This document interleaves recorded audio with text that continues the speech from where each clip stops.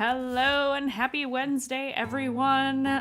Sorry for the delays. We've been having some technical difficulties today. Hopefully, if you all, think about it real hard and give a little treat to the gremlins, maybe they'll leave us alone long enough to get through the game.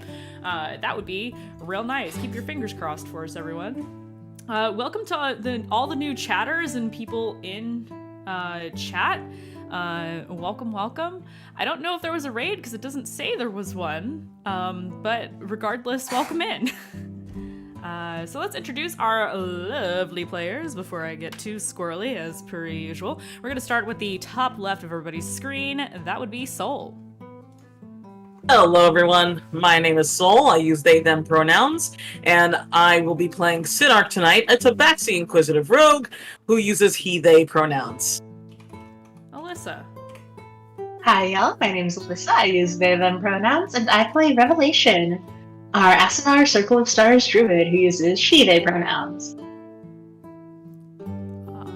Charmy. Hi, I'm Charmy, also known as Captain Charmy, various places around the internet. I will be playing Aurora Incineratus, the Fire Genasi Sorcerer, Hot Girl, Unhuman Disaster, and we both use she, her pronouns. Aki. Hello, I'm Aki, or Akino, if you're feeling fancy, pronouns are she, her, and I'm playing Dayu, Silverhair, our bunny bard necromancer who also uses she, her pronouns. I don't think I have anything to plug right now, except for my actual kimchi who took a shit today, everybody. Everybody clap. Everybody clap. Everybody clap. It took him a month. It took him over a month, but he did it. Poor Kimchi has not been feeling well, as some of us already know. So it's good. It's good that he's all good now. And last but not least, hello, I'm Mandy, or the Mandy. This is my channel.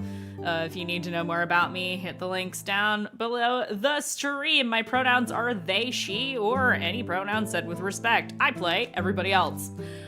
So we're gonna get started. I'm going to attempt to recap, though it has been 2 weeks, and in the interim time of those 2 weeks, I was at Gen Con, so I remember nothing. Just about. So we're just gonna go with the flow here.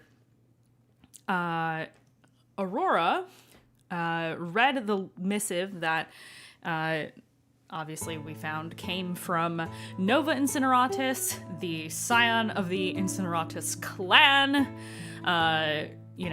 saying, hey, you need to come home, like, ASAP. It is of the highest importance. Bring your comrades. Do not delay. And proceeded about your day having a mini panic attack, which you later spoke to Nikita about. Also, for the folks at home, Madi might be joining us later today. We'll see. So fingers crossed. You identified the scroll that you received from Lord Hallowgate with a one Professor Musgrave. How interesting that you spoke to a professor with the same name as the district of the city you were in. And he identified the scroll for you as a scroll of teleportation circle, which would be great if any of you could use it. If any of you could cast a spell at the level of teleportation circle. So while very valuable and may become useful in the future, not quite useful to you now. Used some of the monies that you received from Lord Hallowgate to purchase, I believe, a diamond. 1 diamond. You all split your funds amongst yourselves.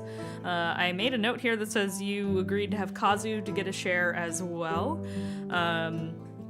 Sin went off on his own for some space and stationery, hoping for a secure way to contact his family and the kids that he takes care of back in the Vale of Night, and got waylaid by a visit to the famous Nana Toppin's bakery. You got yourself some treats for you and the party, and then reunited with them later on. After going to, what was the name of that order? It was the Order of the Scribe? Am I remembering that right? I Yes, can't it was the remember. Order of the Scribe. Yes, the Order of the Scribe Guild, where you met Ella, a drow scribe with lavender hair. I don't think I actually got the chance to describe her to you when you were there. A younger scribe who had not yet taken the same sort of uniform as some of the longer-lived scribes, if I'm remembering right. And you spoke with her about your what you needed in order to communicate with the kids and with Gaudry and oh my god, Mirthal. We haven't said those names in a while. And then eventually reunited with the group. You then wrote to the Kligo Shire asking for more information, and then to Tawny Ruin Van. And prior to sending off those letters, reunited with... Or did you send them? Did you send them? I didn't. They were not sent They were at not that sent. time Okay. when we had our little mini freak out. Gotcha. The conch was mentioned. That is a fluid of teleportation. It's a one-time use. I will rewrite the stat block. I forgot to do that. This was also like right before my flight to Yeah. Indy. I just realized the last session was literally the night before I had to get up at 3 a.m. Oh, what is my life? And you went were to- not done packing. I was not done packing, and I did not sleep that night. I just hung out all night, went to the airport, slept like a baby on the plane. Yeah, con can fuzzle. Yes, that's why that's why I'm actively reading from my notes rather than summarizing at the camera like I normally do, because I don't remember shit. Pilgrim's Rest. Rev got to go to the Temple of Esherai, the Knowing, the God of Knowledge, to return the book that they borrowed on Omira. And then you were asking for information about Wintergate and architecture, and you did find some interesting information about that. Sin also joined at the temple to look up information about Valdin, and you found one of his memoirs that he wrote himself, detailing his adventures with the other 5 sages prior to them becoming sages. So earlier in their time as adventurers, where there was mention of one Teanor the Terrible, a red dragon, and the hoard of that dragon was where Valdin found and stole the Dirk of Misconception, the sword that you wield today. Hundreds of years later. Nikita and Aurora had a lovely moment in a separate scene, talking about Nova's letter, wine, flirting, and whether or not to tell the party. Dayu went to the Temple of Nissos to pray, and you asked him to watch over Mei Lin. And said, "Is that your handprint on my man?" I believe is the precise quote. That might be verbatim. I don't think I was summarizing. It is. No, it is. That is exactly. I was asking him a bunch on of, my man. and then I dropped. Yeah, because I wasn't sure how else to ask that. Yep. I also prayed to all the other gods that had temples in this district. Let's see, what else was there?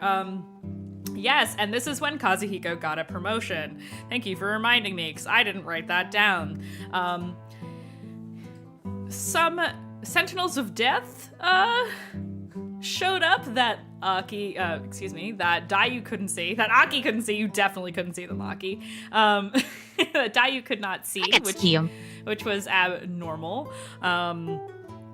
And they referred to Kazuhiko as Commander. Meaning that it seems that Nissos is indeed the one who has laid claim over your partner's soul. And it also seems that he might be in the process of becoming a Death Sentinel? Maybe? Because he can see them. And they referred to him with an honorific. So that is very interesting. What does that mean? You will find out. I think there was also an argument in the rain That ended in Sin running across the rooftops of the city, running away from many, many guards because he was trespassing in a residential area. And eventually they caught up to him by virtue of him slipping because he was running on roof tiles in the rain. And even a fantastic rogue such as Sinark is not invincible. Yes, pulled a runner, and you fell and got a little bit roughed up by the fall. Thankfully, the guards were like, can you just not do what you're doing? Like, we're not gonna kill you or anything. We're not gonna send you to jail, but you are gonna get a ticket. So you did indeed get a ticket for trespassing, a 50 gold fine. That is correct. I did remember that you're probably not gonna pay. He didn't just do that. He also did property damage. No, I'm a fucking speak because you ran on the rooftops of the poor area. That poor motherfucker can't even work three jobs or something. What the hell? No, not was the it poor the area.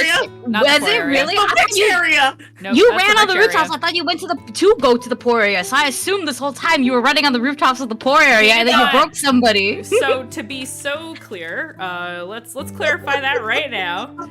Let's clarify that right now. Let me pull up the map because I haven't digitized it yet, like a super smart DM. Aki's out here thinking that like I committed crimes against the poor when Yeah, wasn't it like was levels specifically crossed before getting back to where we were? Yeah, Sin was Oh, wait. specifically wanting to run through that area because he hated how much that area was like separated with like the little You're fucking in- hellhounds in their fucking gated communities. No.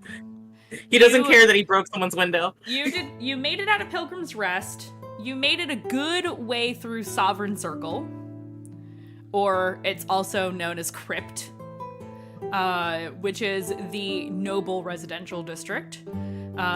It is largely forbidden to be entered by residents without invitation or escort. It's also one of the smaller rings of the city.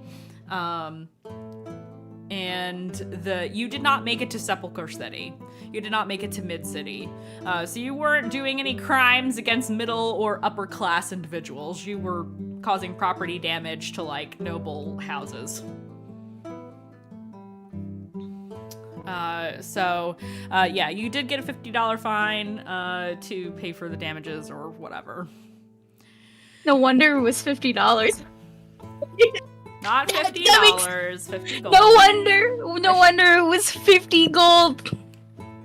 Those were rich people windows. I was like, damn, how you must have broke more than the window of the poor person's house, or well, maybe windows cost more here. Oh. No, it was rich window. Yep. Oh my It wasn't goodness. even a fucking window, it was a fucking window flap that they charged me 50 fucking gold for. Wow. Really, they're just upset It's not that I was just outrunning them, honestly.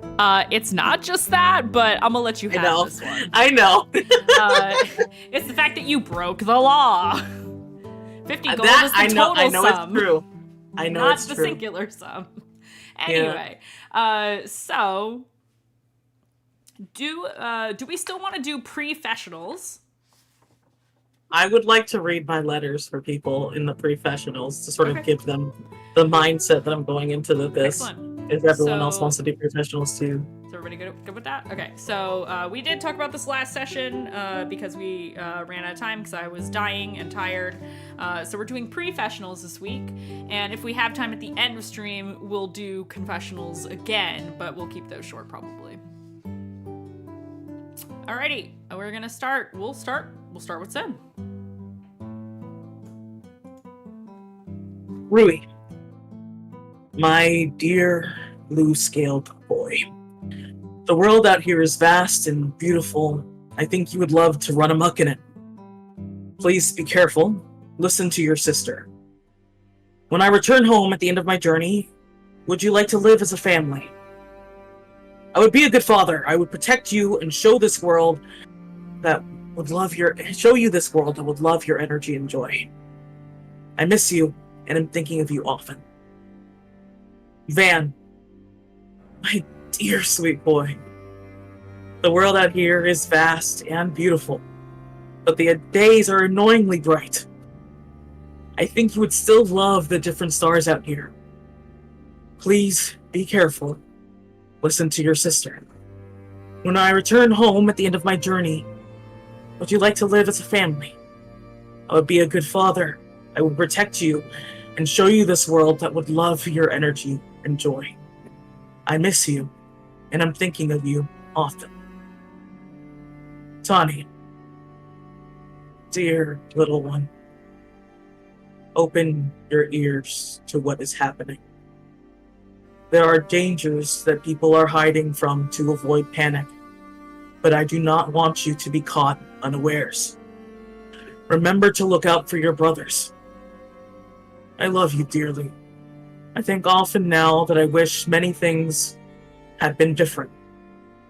When I return after the end of this journey, would you like to live as a family? I would make a good father. I would protect you and show you this world that is so much bigger than I believed. We can take your brothers and it would be us as a big family. I would help you with your training, and I would never let you... And here he has scribbled out words. I miss you, little one. I have enclosed letters for your brothers here. I mentioned to be careful, but I have also not mentioned the presence of danger. You know them best. Speak to them and share your burden if you think they are currently mature enough. But if not, write to me. I'll be traveling home to pass by, and I am thinking of you often. And he is clutching these letters in front of in the rain, in front of the little postage stop. And he feels like the limp in his leg from falling, and he's staring at it, and he says, I don't deserve to be a father. And he puts the letters away into his shirt, and he limps down to the banshee. And that's my professional. Okay, moving on to... We'll say Rev. We see Rev in the library looking through that same sort of trail guide to Alicia. Oh, edible berries. How could he leave without me? More edible berries. I'm the one who backed him against the rest of them. I put myself out there for what? Toxic berries. They look exactly the same as the edible ones. What you do with my support, Minark? It's fine. Moving on to... And that's it for them. Moving on to Aurora. Last night was the best night I've had in years. And I've had more than enough exciting evenings to compare it to. I woke up feeling invincible, like I could survive anything if only the right person were beside me. Or maybe the right people. I wanted to stay in that little room in the busty banshee forever. Like, it seemed a lot considering its decor leaves a lot to be desired. And then I read that stupid letter. And I'm just a useless child again. And she called me home just like I'm on another bender, dragging my heels to avoid the empty estate. Like, hope your journey went smoothly. Looking forward to your safe return. All I want to hear. And she'll never say it, whether she wants it or not. Anyway, it doesn't matter. She didn't summon me. She summoned us. She summoned us. And that's Aurora. And finally, Dayu. You see Dayu and what's left of the group, walking back to the Busty Banshee.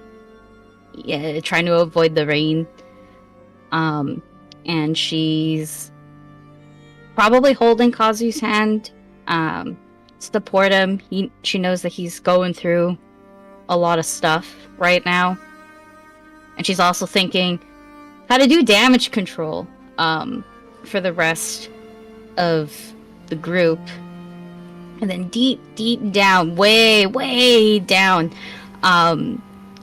she thinks, oh, I told you not to erode with me. That's it. Okay.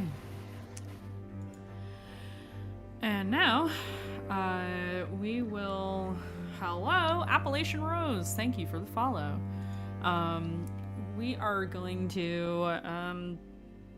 I say we'll pick up next day. You all had a lovely... No growling. No. I just hear him go. Don't start. I wish I could move the camera so you can see him. He's just chilling on the bed in the corner. Maybe I'll get a Wyatt cam. No promises. I don't know how to do that. We'll figure it out. So we'll start the next morning, perhaps. It is... Oh my god, I need dice. Whoa, I'm playing a game. I need dice. Nah, it's okay. Just make up the rolls. That's what I do sometimes. Yeah?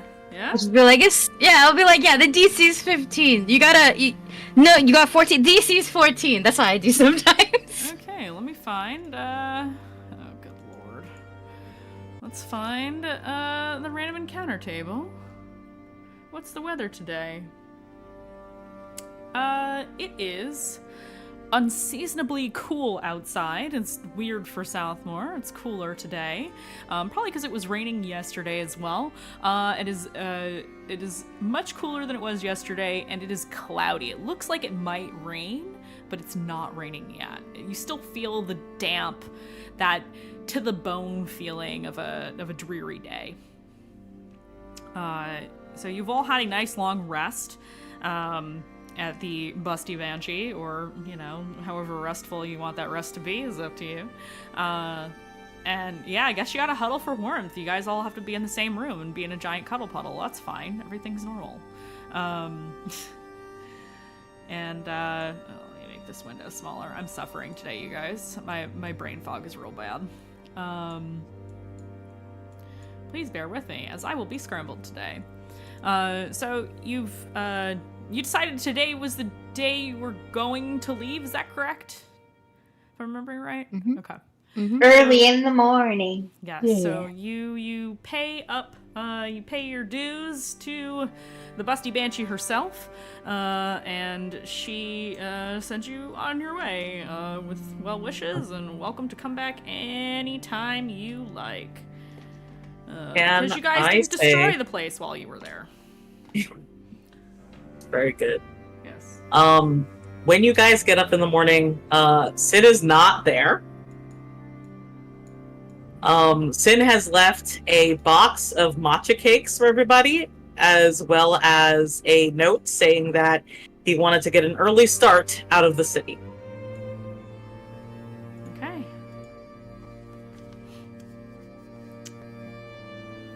And he would be waiting for you at the bridge. Because I need to put a mustard point. But yes, the matcha cakes that he got from the bake shop. Yep, from Nana Toppins. Yep. Okay. I think the only thing Dayu really wants to do is to check people for any signs of a cold, because it's gonna fucking suck if a fever shows up the first night we check out. You are a fever, yes, this is true, but there are other cold signs that we can look for, like a closing of the throat. So yeah, that's what Dayu is doing. Even to Rev, you're getting checked. Okay. Just in case. Aurora is eating a cake for breakfast and goes, "Ooh, apology cakes."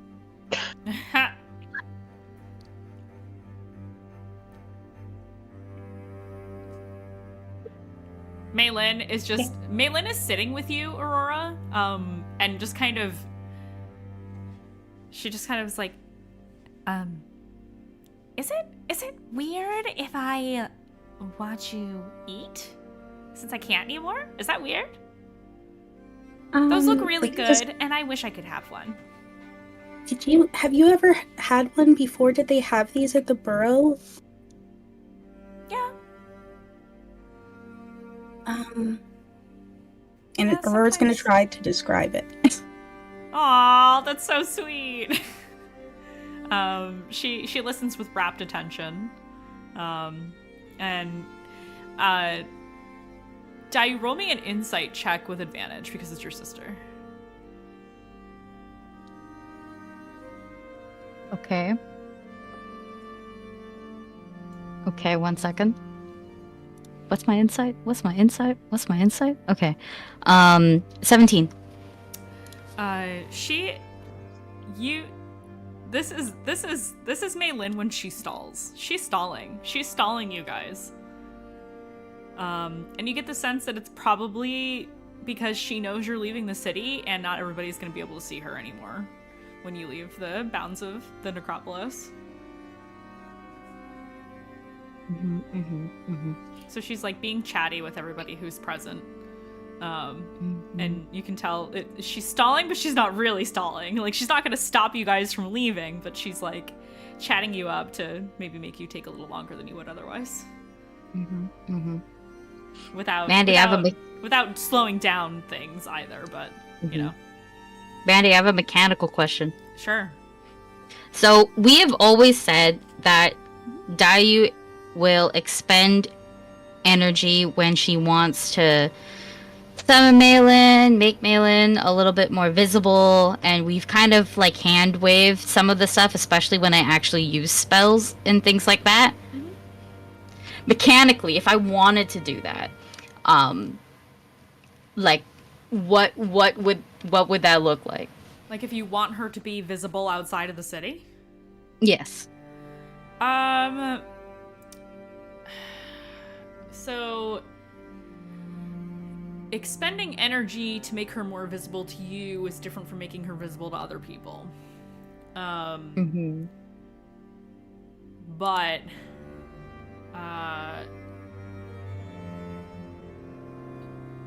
because you are in this city, you know it must be possible to have some kind of way for her to be visible to others because you are here and everyone can see her, and the second you step out of the bounds of the city, they no longer can see her. So you know there is something here that allows that to happen, which means that it's probably something that can be replicated in some way. As to precisely how to do that, you do not know. You would have to research it. Yeah. Yep. That's okay. Okay, that makes sense. Yeah. Because in order to keep her visible, you're essentially thinning the veil, so to speak. And that takes a great deal of energy to do just as a person. And it would be something you would have to do constantly, and you would exhaust yourself literally to death. To keep her visible all the time. Yeah. It's not really something that is advisable for you to do for your own health and safety. Yeah, I figured it was something like I thought I would still ask. Yeah. Nagi's not gonna say anything because she's aware that we're not really losing any time. No. Right now, we all woke up early. Yeah. Sin's already gone. Yeah. We're not wasting time. Yeah. She's not like actively trying to be like, hey, where are you going? You don't have to go so fast or anything like that. She's just chit-chatting with everybody to get some more time, realizing that, oh shit, we're actually leaving now. So yeah, Daddy's not gonna say or really do anything about it. She will take note of, like, research. Do more research into this if she can. So she's got a lot of shit on a to-do list, y'all. But that will be on it for sure. There's a good chance we'll go to Fauchus eventually, and they're the magic heavy area, so maybe that's the best shot. And who knows? Fauchus We're going to fucking ruins and Fauchus- stuff. Fauchus is a wizard college heavy country. They're not necessarily like the only magic heavy country. The Amaria wilds are quite steeped in magic, but it's That's magic of true. a different sort. Yeah. There's different types of magic. Yes. And sadly, we don't got enough time here. Yeah. And who knows? Maybe we go into a ruins and they'll be like, "Here's exactly what you need." Hey, you never know. You might get lucky. It's all about the roll Exactly.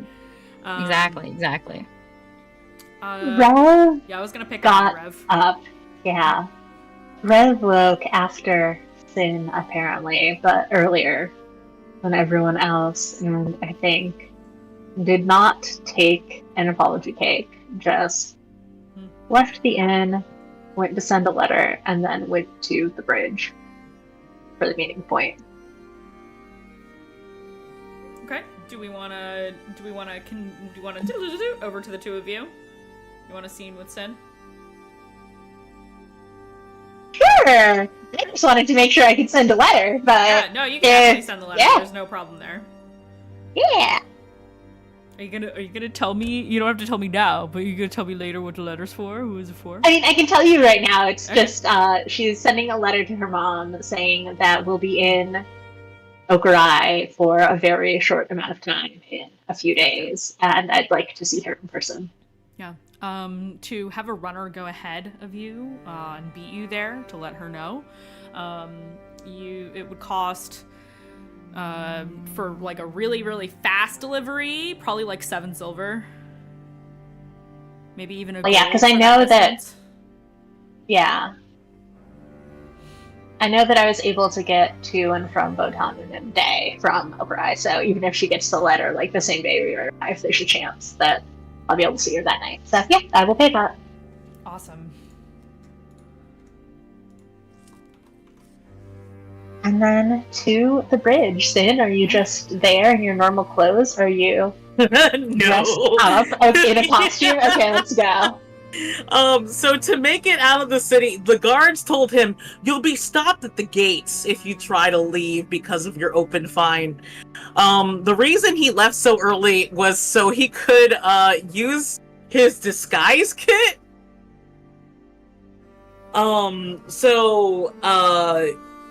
You probably find what Sin did was put on like a temporary dye over his temporary black dye over his fur, so instead of looking spotted it just looks the full black.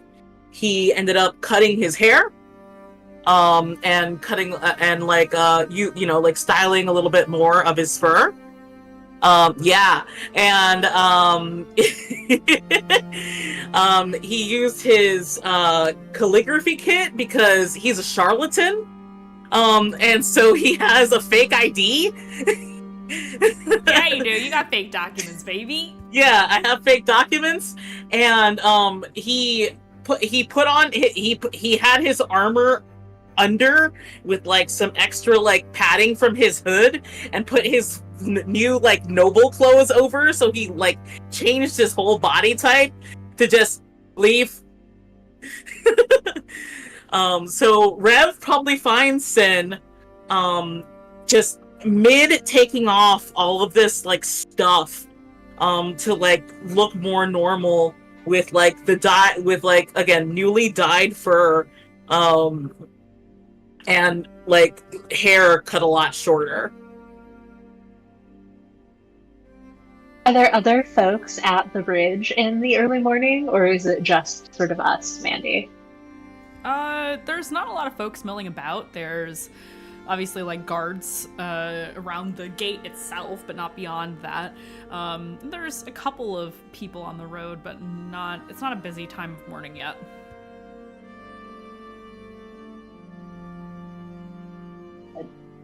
Did something happen after you ran off? I got caught, and they fined me 50 gold. So I decided to leave under a different name so I didn't have to pay the fine. We have the 50 gold now. I'm not gonna waste 50 gold on some stupid, reckless thing I did. It'll be more than 50 gold if you get caught with this stupid, reckless thing. It's not so important that they're gonna follow me here. Plus, if I do come back here, I doubt that they're gonna care about 50 gold.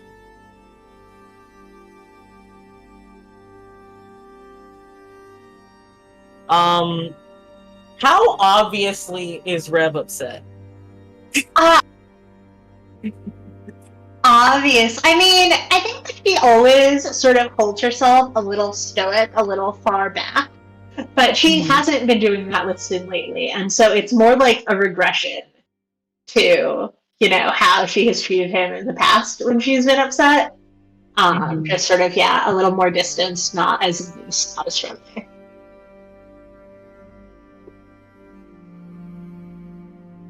Yeah, I think he takes note of that, and he looks at them with a long look, and is just, I'm sorry I yelled at you yesterday.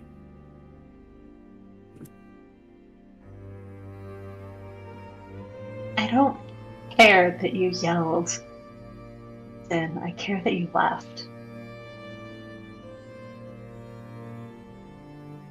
I couldn't stay there. I'm sorry, but I couldn't. I had to at least run and not.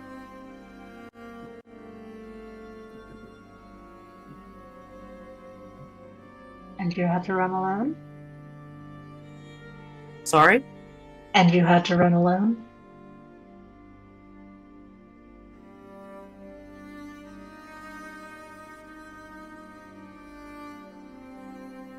I shouldn't have.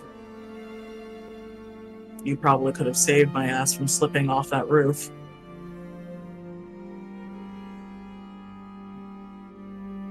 We could have owed 100 gold instead. Sorry? We could have owed 100 gold instead. Could have had to go on the run last night. Force their hand. I would love to apply a disguise for you. You already look quite radiant. So it would be a challenge to hide all of that marvelousness under a disguise. Rev smiles and laughs, but I think a little more seriously than the occasion seems to call for, says, I'd rather not disguise unless it's absolutely necessary. I mean, I'm the same. I expect that, and I hope to not ever have to put you in that situation.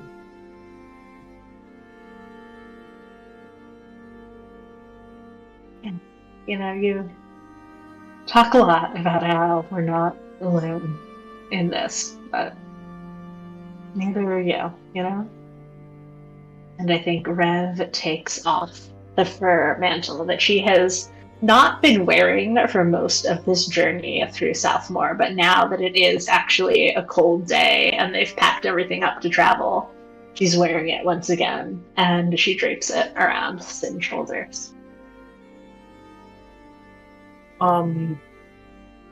Sin has been putting up this pretty strong front, except for him throwing an absolute tantrum the day before.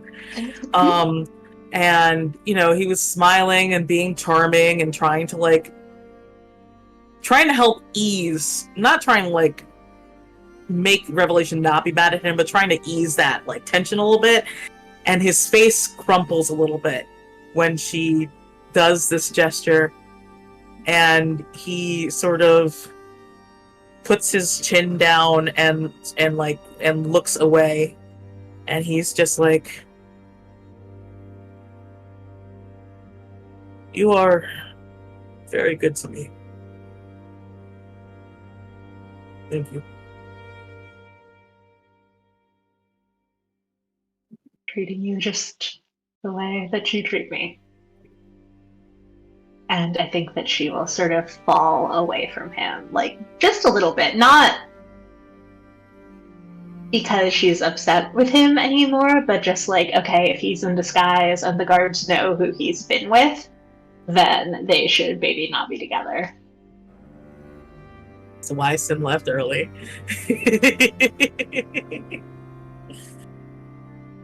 If you want to wait outside the gates, I can tell them, but I'm happy to wait here with you as well. Well, the bridge is outside of the gates, right? The That is bridge that they correct. crossed with the weird. Okay. Yeah. That's correct. The bridge is after the gates. Yeah, just a little ways down the hill. I think he just sort of smiles and he's like, "Well, if they saw us, they just think that you're probably like putting the moves on a very charming tabaxi, who is definitely not the one who led them on a grand chase through that shitty noble section of the city." Well, I can't have the guards think I have a type, can I? I mean, it's a little obvious that you like troublemakers and people that help you feel frustrated.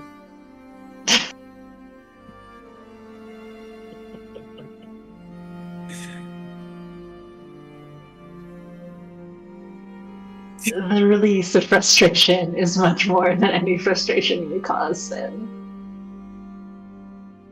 Well, I'm glad to know that. And he even does like a little mock bow. And I think just again, like I think closes the distance and just turns his back. Now with the cloak and everything, he's like, people aren't gonna know who the fuck I am. And so just turns his back to like the gate to like huddle closer to her in this like colder weather. Yeah, and she will huddle in a little bit and wait for the rest of the group. What's everybody else doing during this time?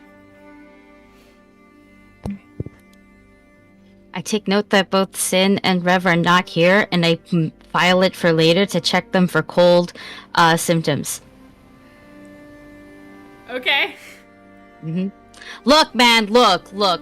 Have you ever been on like a trip or journey where you feel fine one day and then boom, all the cold symptoms on your vacation that you spent a lot of money on that you want to have fun and enjoy, and essentially it's a summer cold? Summer colds are worse than winter colds. And I don't want to travel with two cranky bitches who then also have colds. Oh That's my valid. god.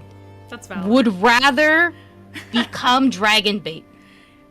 Speaking Yeah. of dragon bait, dragon while Dayu is checking Aurora for a cold, Aurora will say, you don't have to use this as an excuse to get close to me anytime you want to.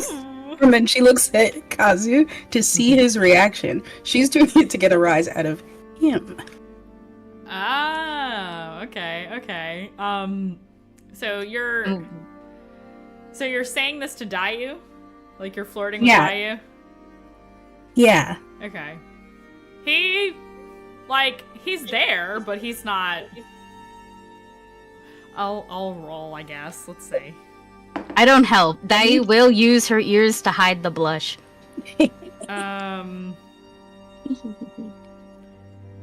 Yeah, he's there. He's present. He's not flustered. He's just not. Okay, Aurora is filing that information away for later. Oh, okay. Aurora will remember that. Aurora will remember that. What, that he didn't get flustered? Yeah, I mean, because then that means maybe he's not upset. yeah, he's not really. What I like to hear. Yeah, he's Party not cute. upset. Party cute. Yeah, he's like having like coffee, and he's already ready to go. Like, he has all his stuff.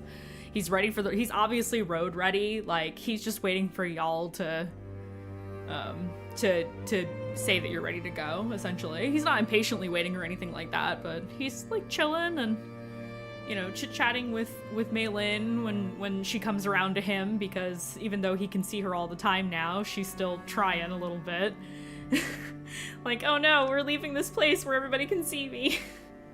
I'm gonna say at this point, it's not obvious to Nikita, obviously, because it's Nikita, but it is obvious to you, Aurora, at this point, that Maylin is being extra chatty this morning, and a little bit obvious about, like, trying to get, like, a little bit of quality time in before you guys leave. And sadly, 2 of the party members are not present for that. Upon noticing, Aurora is going to become as talkative, because I feel like she goes into party Aurora mode. Like, suddenly she's like, I want to know everything about you, and so starts to ask Maylin about say she asks her about what she likes most about Hallowgate. Oh, she just kind of, she goes, well, the boba was pretty good. Well, it was good to watch. And I like that I can see other spirits here. I mean, I can usually see other spirits, but, you know, everybody can see them here, which is nice. I feel like a person here. That's kind of cool. You know, since I am one, but I'm not one. So, You yeah. definitely are one. I should hope so. I mean, obviously I've maintained my sparkling personality in the afterlife. You really have. I mean, I almost like you better than Dayu. Oh my gosh. I like her better than me too. This is okay. She just responds. Yes. Because she can hear everything. Yep. Everybody can hear everything, but also it's like Dayu's filing all these things. When you describe the matcha donut cakes things, she's filing all of that way for later. She's just kind of letting most things happen. Yeah. We'll chime in here and there. Nikita's getting checked next. Like, you know, we got time. Maylin looks over at you when you say that, Dayu, and she's like, well, you're my favorite. Aww. Stop copying Kazu's me. passable, I guess. And he just kind of snorts a little bit, like, you used to say that when, you know, you were here too, so that's no different than normal. See, this is why I like you. She's exactly the same as she was, you know, before.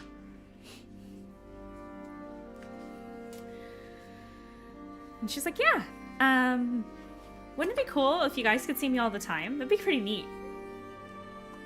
Maybe someday. Well, Do I they plan to make look those into glasses? Maybe, the older I get as a ghost, the stronger I'll be. And then I'll be visible, just, like, by default. that actually has some merit. What if I, like, level up? I don't know what that means. What a weird term of phrase.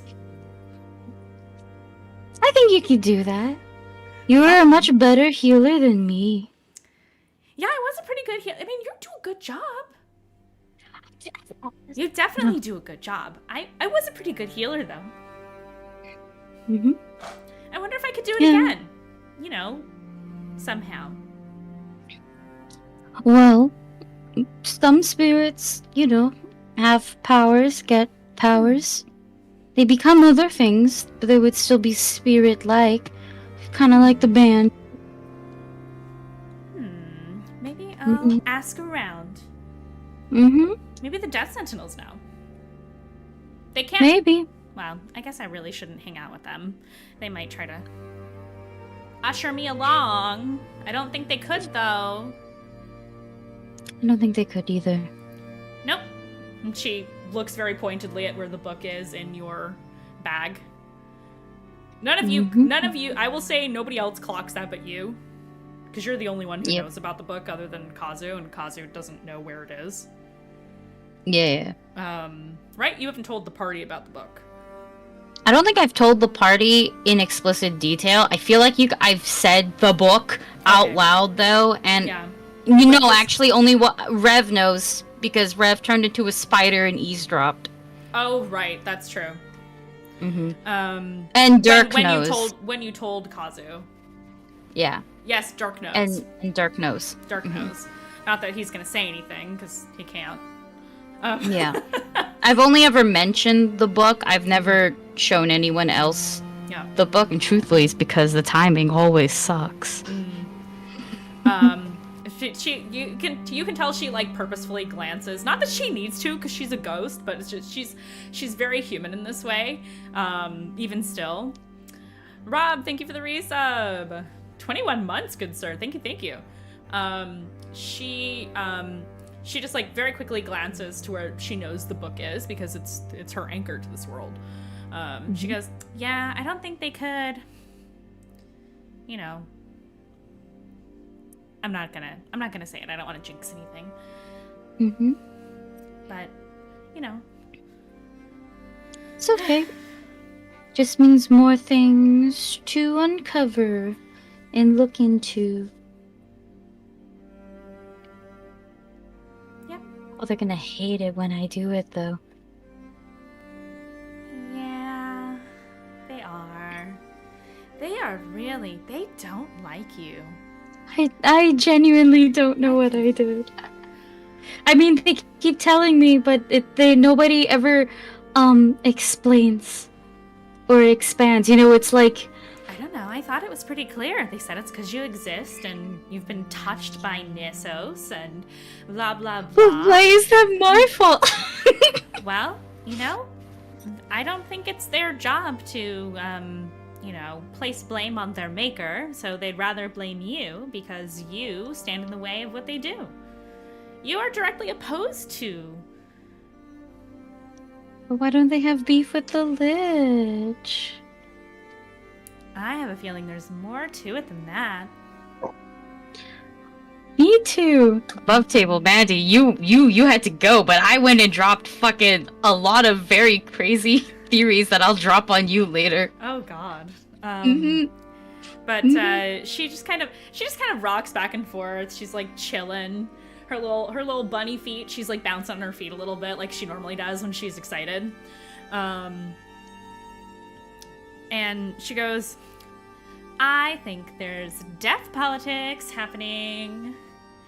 I think it has to do with that bell we saw. That's what I heard.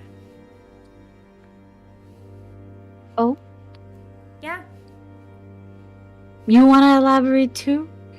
Well, it sounds like the Duke and Lord Hallowgate are fighting for power over the city.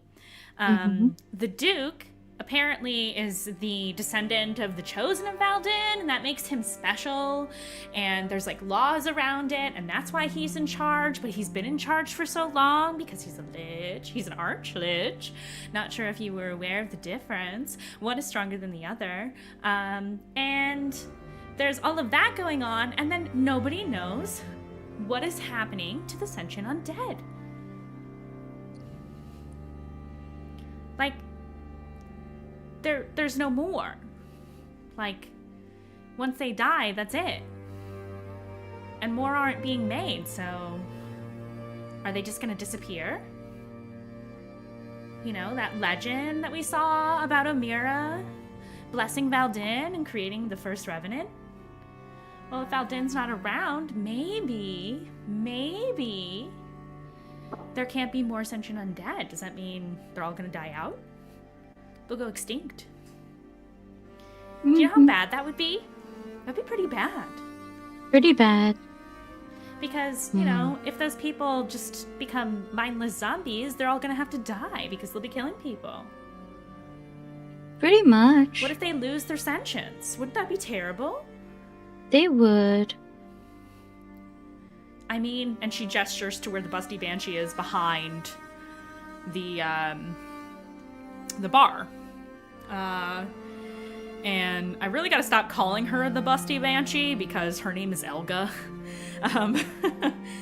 She motions to where Elga is standing behind the bar, and she's like, imagine if she was no longer sentient. Everybody in this place would die, like, instantly. It'd be pretty bad. Busting, you know, banshees are really powerful.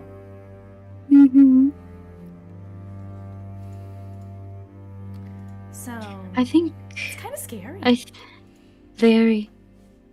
I think we're gonna find out. Oh, Everything seems a little too connected for me. everything in the to city be- feels connected. And I'm talking about the city and the druid stuff and other things that are happening. Yeah, that's It very could just be true. something. It could be something simple, you know, like oh, the world's completely out of balance and Charmy disappeared. Charmy did disappear. It scared the shit out of me. I say in the Malin voice. I think she lost connection. That scared the shit out of me. Oh, she had to mute. She probably just turned off her camera. That's fine. Anyways, okay, but like she... the world might be out of balance, so when we fix it all, it might just fix everything, you know, like dominoes. Yeah, but that doesn't explain all the other things going on. Are those related? Are they not related? Is it That's all what I'm part saying, of the maybe. same problem? Maybe wouldn't that be That's what I wild? That's what I think it is. Same problem. Interesting. The world's out of- theory. Yeah, if the world's out of balance and then these places are built off of very specific things, then it makes sense that they're not being fixed unless they all get fixed. The twins have very similar way of fucking talking. It's kind of funny. Yeah. I'm just a little bit more fucking whimsical about it, and you're like mean girl shit, but like in a fun way. I totally imitate how you speak as Dayu for Malin. I'm having a good time because it feels like It feels like they're actually twins, right? yeah, Malin feels like, okay, if there were 3 main girls, then Malin's the secondary mean girl, not the first. That's what it feels like in a good Yeah, way. she's the fetch girl. Yes, Stop she is making the fetch girl. Stop trying to make fetch happen. Oh my god. Anyway, so you have this conversation. She's giving you her theories about politics of the rumbling she's heard while spending time with other spirits here in the city, which is something you know she has been doing, socializing with other kids her age, you know. That's what I wanted her to do. Yeah, I'm very happy, very proud of her. So she's like, oh yeah, politics, stuff is happening. And then she kind of glances at the clock on the wall and she's like, you know, I would love to stay here another day, but it's getting kind of late in the morning, and aren't Sin and Rev waiting for you? You'll still see me. Kazuhiko can still see me. I'll just pester you both to give messages to everybody else for a while. That sounds good with me. I mean, if it doesn't get annoying. If it gets annoying, please tell me. Maybe I can No, ghost write. You like that? That's a pun.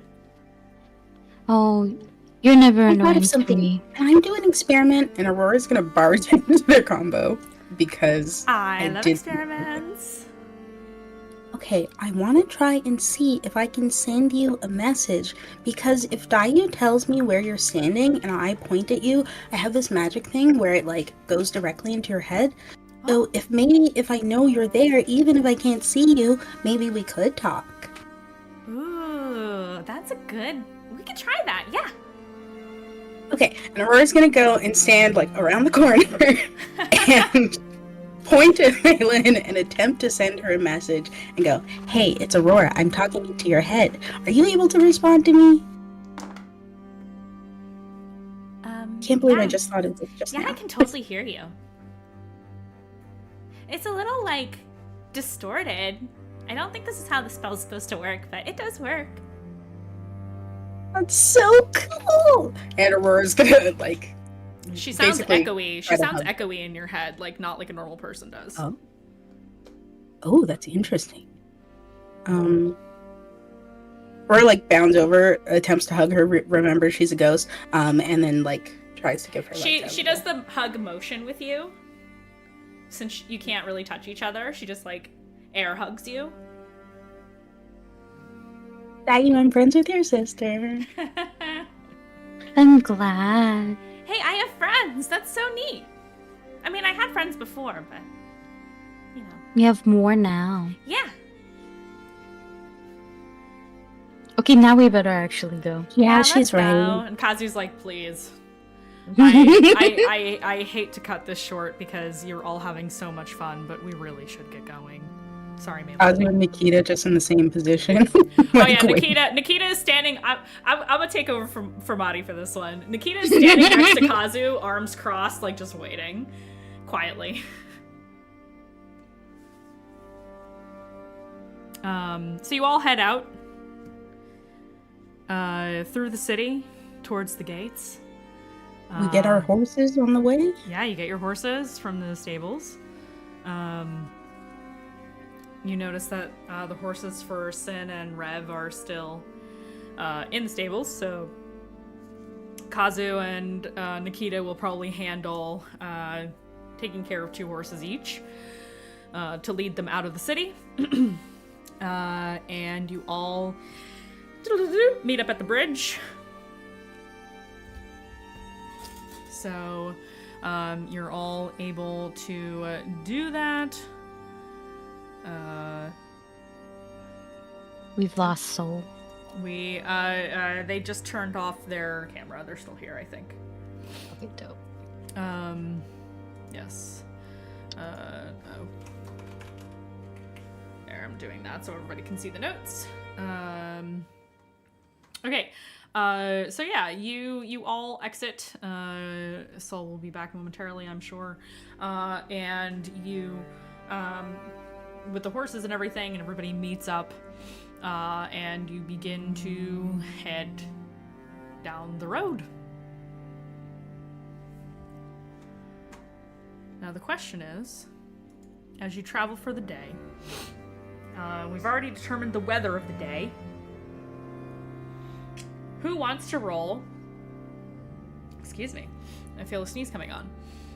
Who wants to roll? Do you want to roll a D100 to see what happens today, or do you want me to do it? Do we want low numbers or high numbers? Or it's all just sort of random? It's all random, baby. Charmy should roll it. Okay, Charmy, roll me a D100, my dear. I know you were winding up. If we wanted high, you were gonna say me. I knew you were. I know what your game is. Oh, we Well, all I know was gonna volunteer. We all know that Aki is legendary when it comes to rolling physical dice. Mm-hmm. Only physical. Only Actually, that was the- digital dice. You get absolutely wrecked. Mm-hmm. This was the right pick because I rolled a 52. 52. Whoa. 52. Let's see what happens today. You own 52% of this company. Oh god. A controlling Um, chair. Okay. So you. Oops, I'm on the wrong list. Hold please. 52. Nope, you found that one already. Next. Okay. Excellent. So, you continue down the road. It is chilly still. It is cloudy. The sun has not emerged from behind the thick veil of clouds in the sky today. You estimate, or rather Kazuhiko estimates, that it is probably, it's probably about like 7 a.m. when you guys leave for the day, 6:30, 7 a.m. and you are kind of the only people on the road right now. It is early in the day. As the morning wears on, you start to see more and more folks heading the opposite direction of you towards the Hallowgate Necropolis. You see pilgrims. You see the occasional cart. You see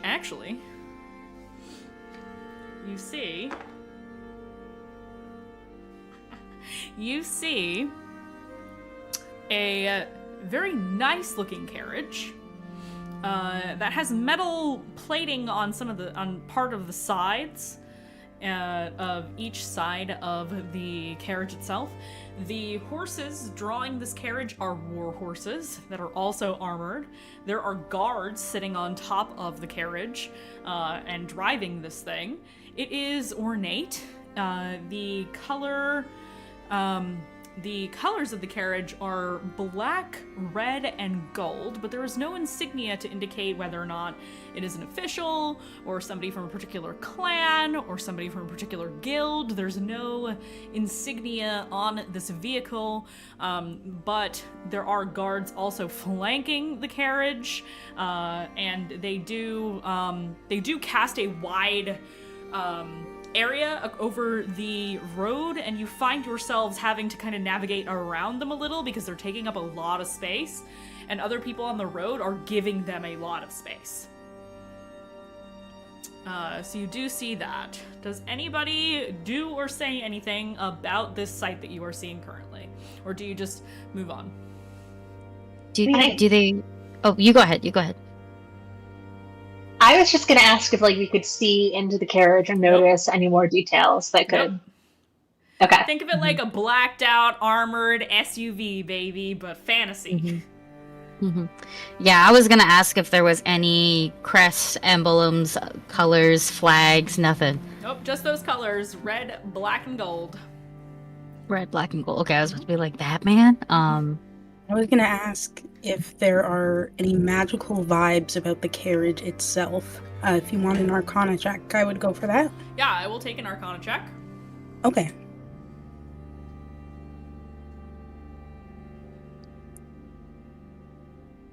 I rolled a 10. And wait, can I use a luck die? If you would like to, you certainly may. I think I would because I'm intrigued and I have a bunch. Go for it. You can use luck die on any D20 roll you wish. Okay. Well, I got a 14.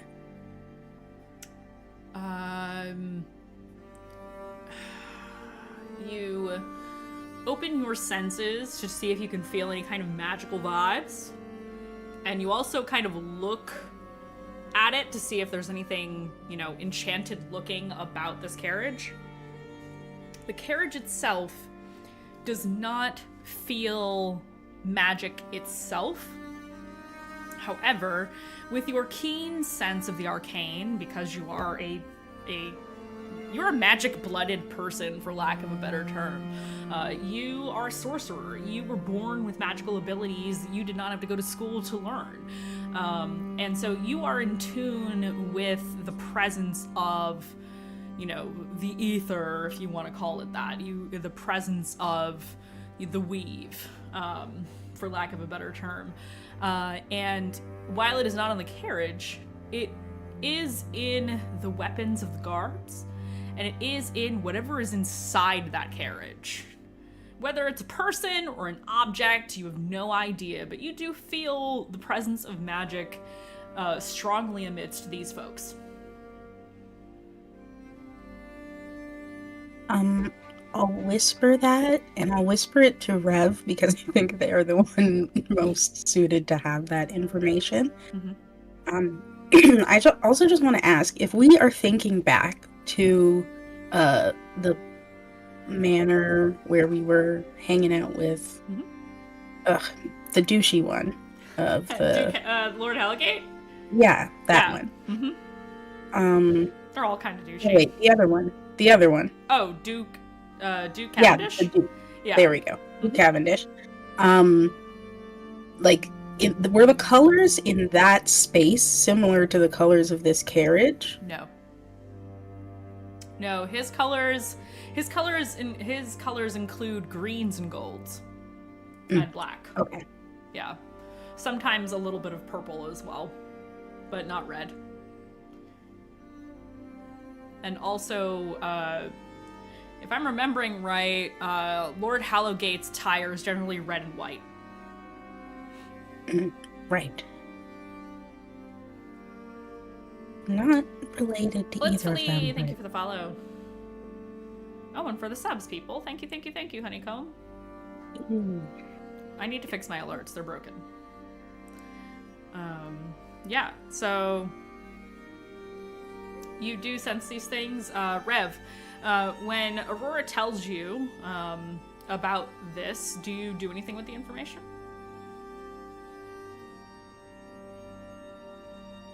I think that she just sort of nudges Sin to keep his head down. Like, Yeah. it seems very much like these are not related to the city guards, Yeah. but it pays to be safe. Yeah. So, Yeah, he's got the hood up. He's keeping to himself. And just kind of, he acknowledges you, nodding slightly. And you just kind of, move on from all of that. All right, well, if nobody is doing anything else, you pass them. Oh, sorry, go ahead. Yeah.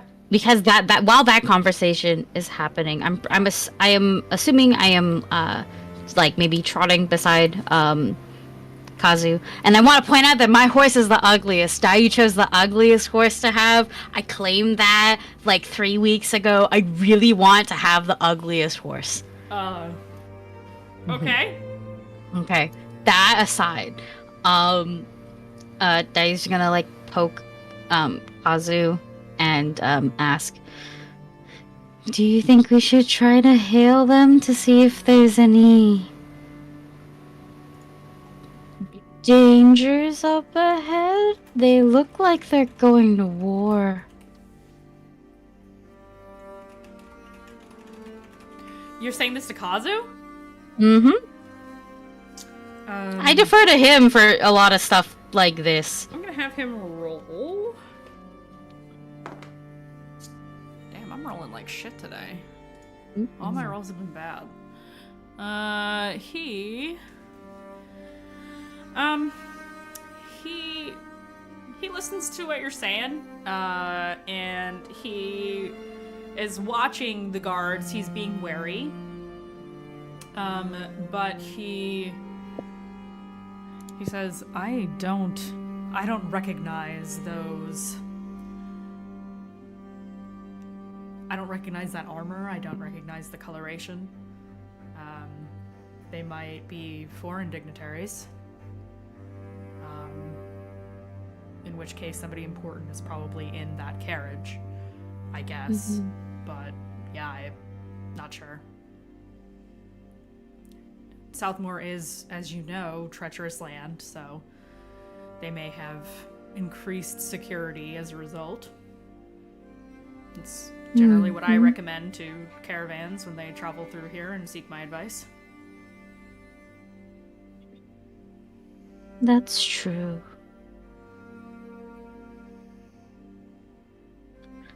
Still, I don't want to accidentally walk into a battlefield. Well, we will keep an alert. I haven't heard anything about any wars going on, so it's probably fine. I would imagine if there was war, there would be soldiers, not just guards. What if they're in the carriage? I think it's best to just move on. Unless you want to talk to them, but they don't look talkative. They don't. I shouldn't be the... I could talk to them, but I think they would shoot me. Yeah, let's just... Can we not? Yeah. Okay. I would prefer that. I have to fix Soul's camera. Soul's back, everybody. I'm back. Disembodied voice. We love you, disembodied We voice. love you, disembodied voice. Taking this ghost You're thing a little too back. seriously. Welcome That's back. Listen, So you continue onwards and pass by this group without any incident. The day wears on. You travel for a few more hours before you decide to stop for a quick break, have some rations. You sit down to have, lunch or something. You give the horses a rest. 'Cause you're not galloping home. You're not running at full breakneck speed. You're, probably trotting just a little bit to be faster than you would be walking. So you, kind of tie up the horses to a tree or something and, have a little break, have a little reprieve from the road. Your clothes are dusty, of course. Actually, no, they wouldn't be because it just rained in the region, so there might be a very, very, very slight amount of mud on the bottoms of your shoes, but you're not all muddy, you're not all gross, you're not all dusty from the road. But the road itself, when you step on it, is still a little bit damp, even though it hasn't rained today. It's not drizzling yet. And you all sit down to have lunch, and I would like for everyone present to roll me a perception check, please. Yeah, just damp enough to be uncomfortable, precisely. The label That's for today's okay. weather is uncomfortable, and if it goes on for more than a day, you will get exhaustion. Could I do the ritual summon for the hut? You want to have lunch break in the hut? Yeah, why not? Like, Do you I want mean, me to say what I rolled first? Yeah.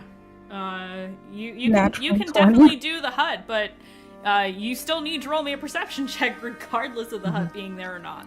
But yes, you can do that. Nat 20! Nat 20? 22, not Nat. Oh yeah, I guess I could add my bonus. It's only 121. Wow, less than a Alyssa, thanks.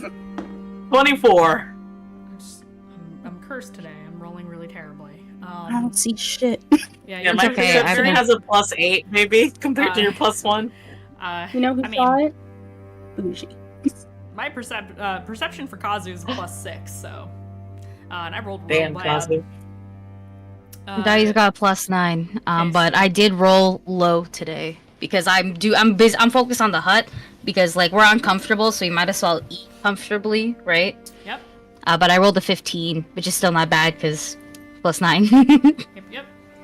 So I guess I better open this up. I distracted Kazu because Sin finally put his hood down. Oh boy. Okay. If it's one thing we know, Kazu also has a type. Goth. I have nothing to say. So Look, man, Dayu is the big titty goth GF they warn you about. you hear this music is no longer appropriate. Hold please.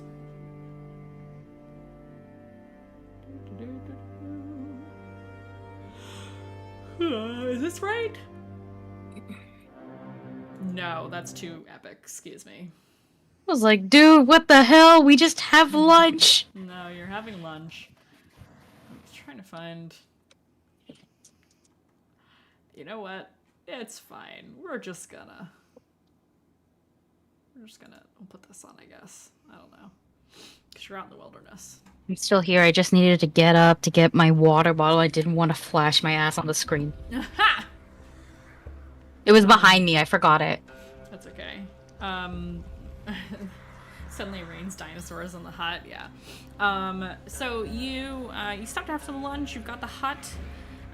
This music isn't really that great either, but that's fine. It's just better than the calm music. And you hear in the distance, you hear, stomping feet, and heavy footfalls. Not close enough to you all to shake the earth near you by any means. It is pretty distant but loud. And you realize you see a hulking figure with kind of unevenly like tanned skin. He's pale in some places and tan in others, probably from shifting the way what little clothing he's wearing is on his body. He's got chains around his neck, big piercings in his ears, like big gauge piercings, scars that look like tattoos. And a very large club with spikes on it. You see in the distance, quite a ways away, Cyclops wandering around. He looks to be searching amidst some of the hillsides, some of the underbrush in this area. There are some trees here, and he's walking amidst these things, and he looks like he's looking for something. Maybe on the hunt. Do any of you do anything? He's quite far away, like hundreds of feet away. But you see him, he's huge. Are Cyclops like sentient? Like, could he be a buddy, or do we think he would just sort of attack? I will take a history check. Can I also make a history check? I live here. Yes, Thank you. I will take a history check. 16 for me. 16? I forgot. Will you also let me do guidance? Yes. Skittles. I just need you to announce when you're doing Skittles, and then I'll tell you if you can't. And if you just assume you can unless I say, okay, I'm giving myself guidance or I'm giving myself Skittles. If I say no, then you don't. But more often than not, I'll say yes. I'm always on the assumption. Yeah, I'm always on the assumption that it will always be a no, so I have to ask first. Sure. Mm-hmm. Sure. 16. 16. So we get Thank 2 you, 16s? Skittles. 16 with Skittles? Yeah, with Skittles. Okay. So what you both know, because Rev, you got a 16? Okay. I'm making sure I'm not misremembering, because you guys know my brain is zappy today. So Cyclops generally are, they tend to be loners, but they're not,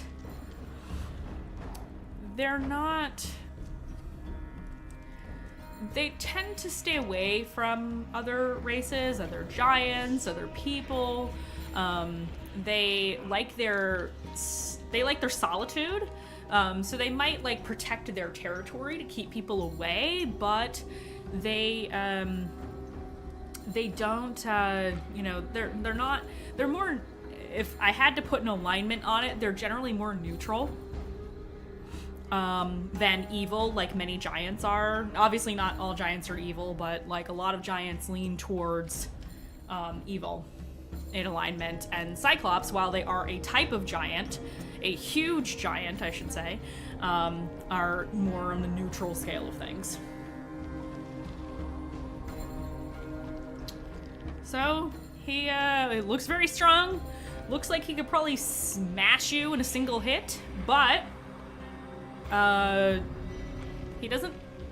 He looks like he's looking for something. Like he's searching. You don't know for what, but he's obviously looking around, head on a swivel, because he's only got one eye. He can't just But you can see him pretty well from where you're at.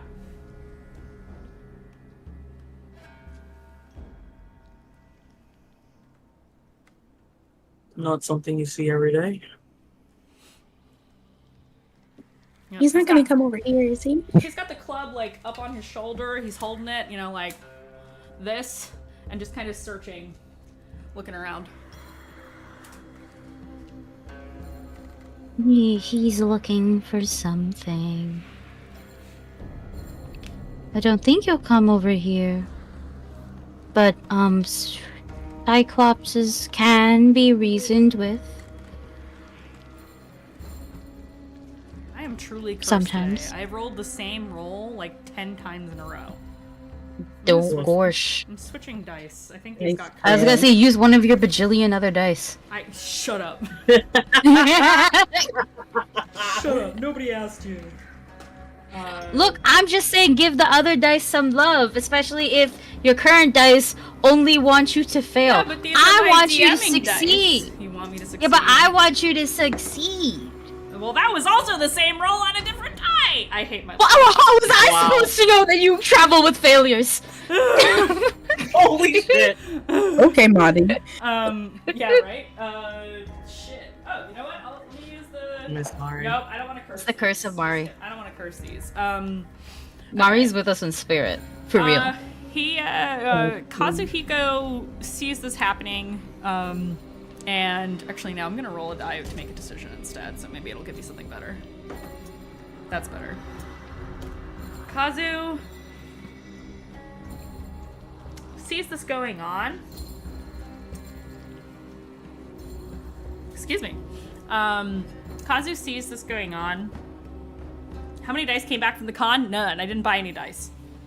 I bought a lot of books. You were given. Don't lie to them. I was given dice? You showed me like the storm something dice. You were given like a set. Oh, that was a trade. That had nothing to do with Gen Con. Oh, okay. Yeah. Okay. Yeah, the Lorelei dice, those are an art trade. That I did with Equinox dice. Or doing with Equinox dice. I'm doing a painting for her. What books in it? Yes. Anyway, sorry, got distracted because you asked me about dice. Kazuhiko sees this happening, and he kind of was like looking. He was like, it's probably best to leave it alone. They generally can't see in the normal way like folks do because depth perception, emotions to the one eye, and they don't like other creatures in their space, generally speaking, so if we stay here, it'll probably stay away from us. And if it sees us, it probably won't come any closer. I think they normally hunt like sheep or something. I think it's sheep. Alright, so he probably won't come after our horses. He actually like pulls out like a little notebook and is like checking his notes. They usually keep herds of animals, so maybe deer. I'm not gonna say they won't go after horses, but Cyclops Well, like, that we're size here, probably has his own then- flock. Yeah. Oh, maybe one of his flock is missing. That's why he's looking around. Maybe. Yeah.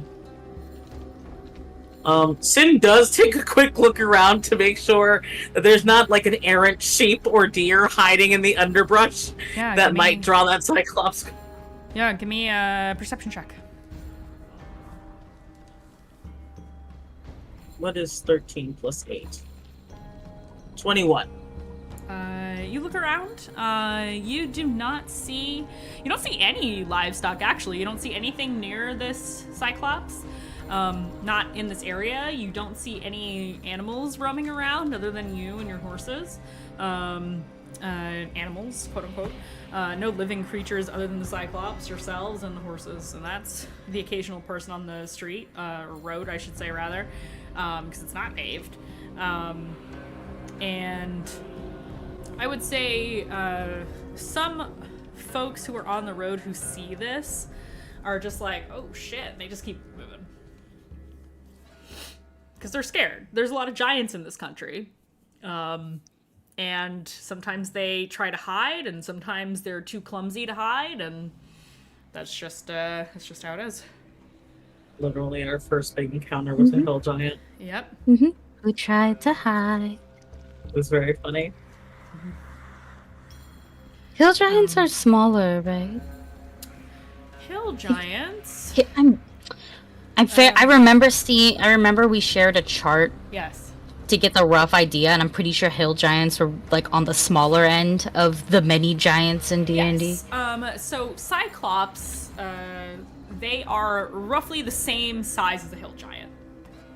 Not as fat as a hill giant. Cyclops is more muscular, like naturally. Polyphemus, is that you, buddy? Bestie? Bestie, you looking for your sheep, my guy? You looking for your sheep, my guy? We won't blind you. Something I will say is that Cyclops are generally more intelligent than hill giants are, typically speaking. They're still not... They're still a little less, like, smart in terms of, like, communication and problem solving than the average human. But they are definitely easier to reason with and talk to than, say, a hill giant, for example. I would argue hill giants are a little less sentient than a Cyclops. Not saying they're not, but they're more primal than a Cyclops.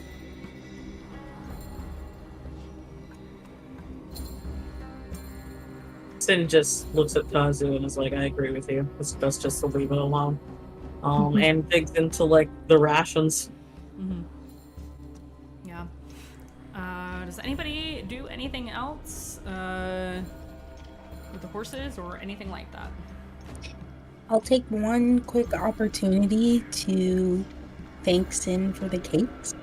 So Aurora will just at some point, like, sit down beside Sin and kind of bump against her shoulder and say, hey, thank you for breakfast. No worries, I smelled something super good, and I saw that they even had, like, those matcha cakes from Okurai, so it made me homesick, and I wanted to share those with you. Well, Thank you. It's been ages since I had one. I mean, it's, now we'll get to have a couple more. For the road. It'll be great to stop by. How are you feeling?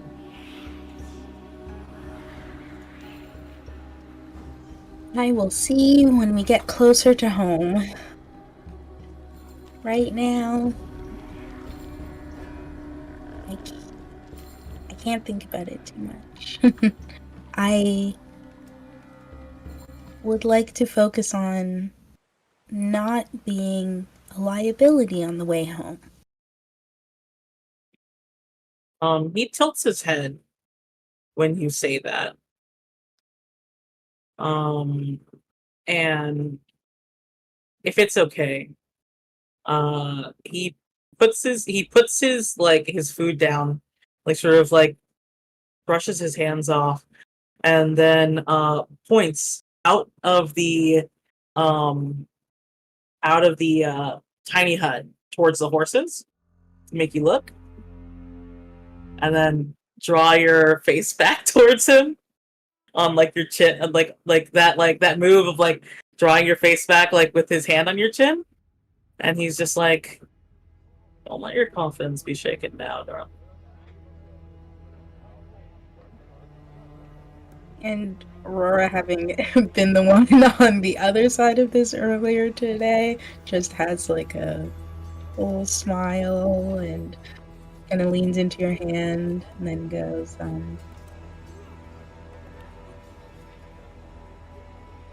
thank you for always trying to make me feel at home. We gotta stick together. And I think he leans in real quick and just gives you a peck on the cheek. It's a quick little peck on the cheek before letting his hand come off your chin and pick his food back up. And in return, you get from Aurora like a brief draping of her self over your shoulder, and you feel lightly the warmth of her hair against the top of your freshly cut hair before she straightens up and continues her lunch. And I check Rev for cold or flu symptoms. Rev, will you allow Dayu to check you for cold or flu symptoms, since that is apparently the hyper-focus today? Yeah. a single one of you fuckers has shown any symptoms of being sick. It doesn't matter. It doesn't matter. Dai's taken this group doctor thing a little seriously, but also like, can you blame her? This is the state that she lives in. The last thing you need on a long journey is somebody with a sudden peanut allergy eating the peanuts. It's in this universe, Mandy. Was I fucking silenced? Oh my goodness, I didn't even see that. Did you drop connection? I dropped connection suddenly. Oh my god. What is it today? Are we all having internet problems today? Girl, what's happening? I don't know. Did I Marilyn? ever drop from the stream? I heard you the entire time. Your camera dropped and you dropped out of Discord for the briefest moment, and I still heard your fucking enter sound, even though I have that shit turned off. Discord. So we really didn't miss anything that you said, essentially. Damn. Okay, yeah. EpiPens don't exist in this universe. That you can worry. Oh my god. That's what I said before I noticed my ping turned to 5,000. Cool. If you want to worry about this thing that's almost a non-issue, cool. I'll allow it. You do what you want. Yeah, it's just a good. Just let Dayu be a little bit I'll let you. Yeah, you have it. You have what you want. It gives me an excuse to touch people. Okay, cool. That's gay. Listen, it's a way for Rev and Dayu to have a scene without screaming at each other, and even then, potentially not. Potentially not. Also, listen, we're not exactly in the most. I need you to know that the ulterior motive is, Dayu was sending people before, and every time it rains, she has to do it again. But not everybody is cuddle friendly right now, so this has been my other ulterior motive. This is how I'm sending people as well. I'm checking your health. That's so fucking funny. I'm just doing rabbit things, y'all. I love it. Rabbit things. Okay. I'm just trying to do rabbit things to make the party smell like me. Rev, do you allow Dayu to subject you to this?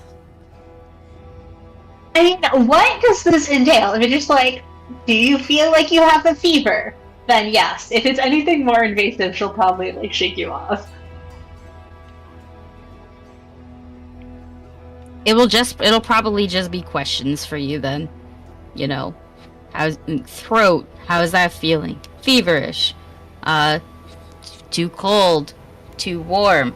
Socks wet? These are questions.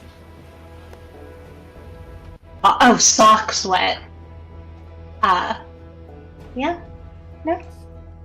All fine.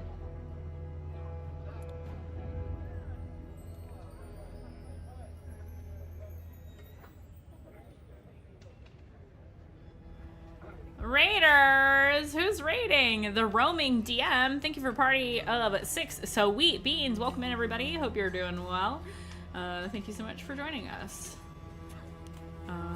If you don't know who I am, I'm Mandy. We're the Mandy, professional game master. We run this incredible homebrew D&D game every week on Wednesdays, just about. And all these folks here are on a lot of actual plays as well.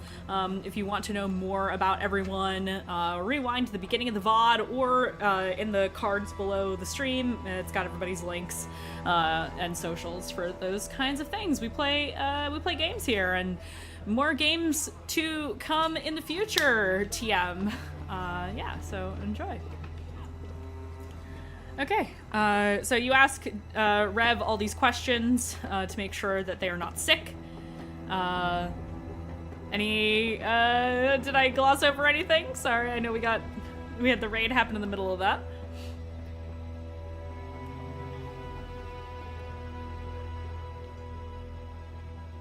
Can you guys hear me? No, you're good? Okay, you're thumbs upping. Okay, cool. Yes, shenanigans are happening.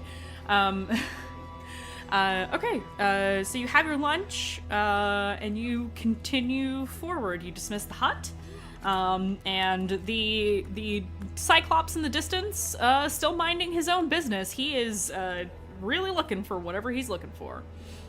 He is focused on that task. Do we have to like go past him or go around him? No, to he's where we're far heading? he's far off of the road. You guys are on the side of the road. So he would,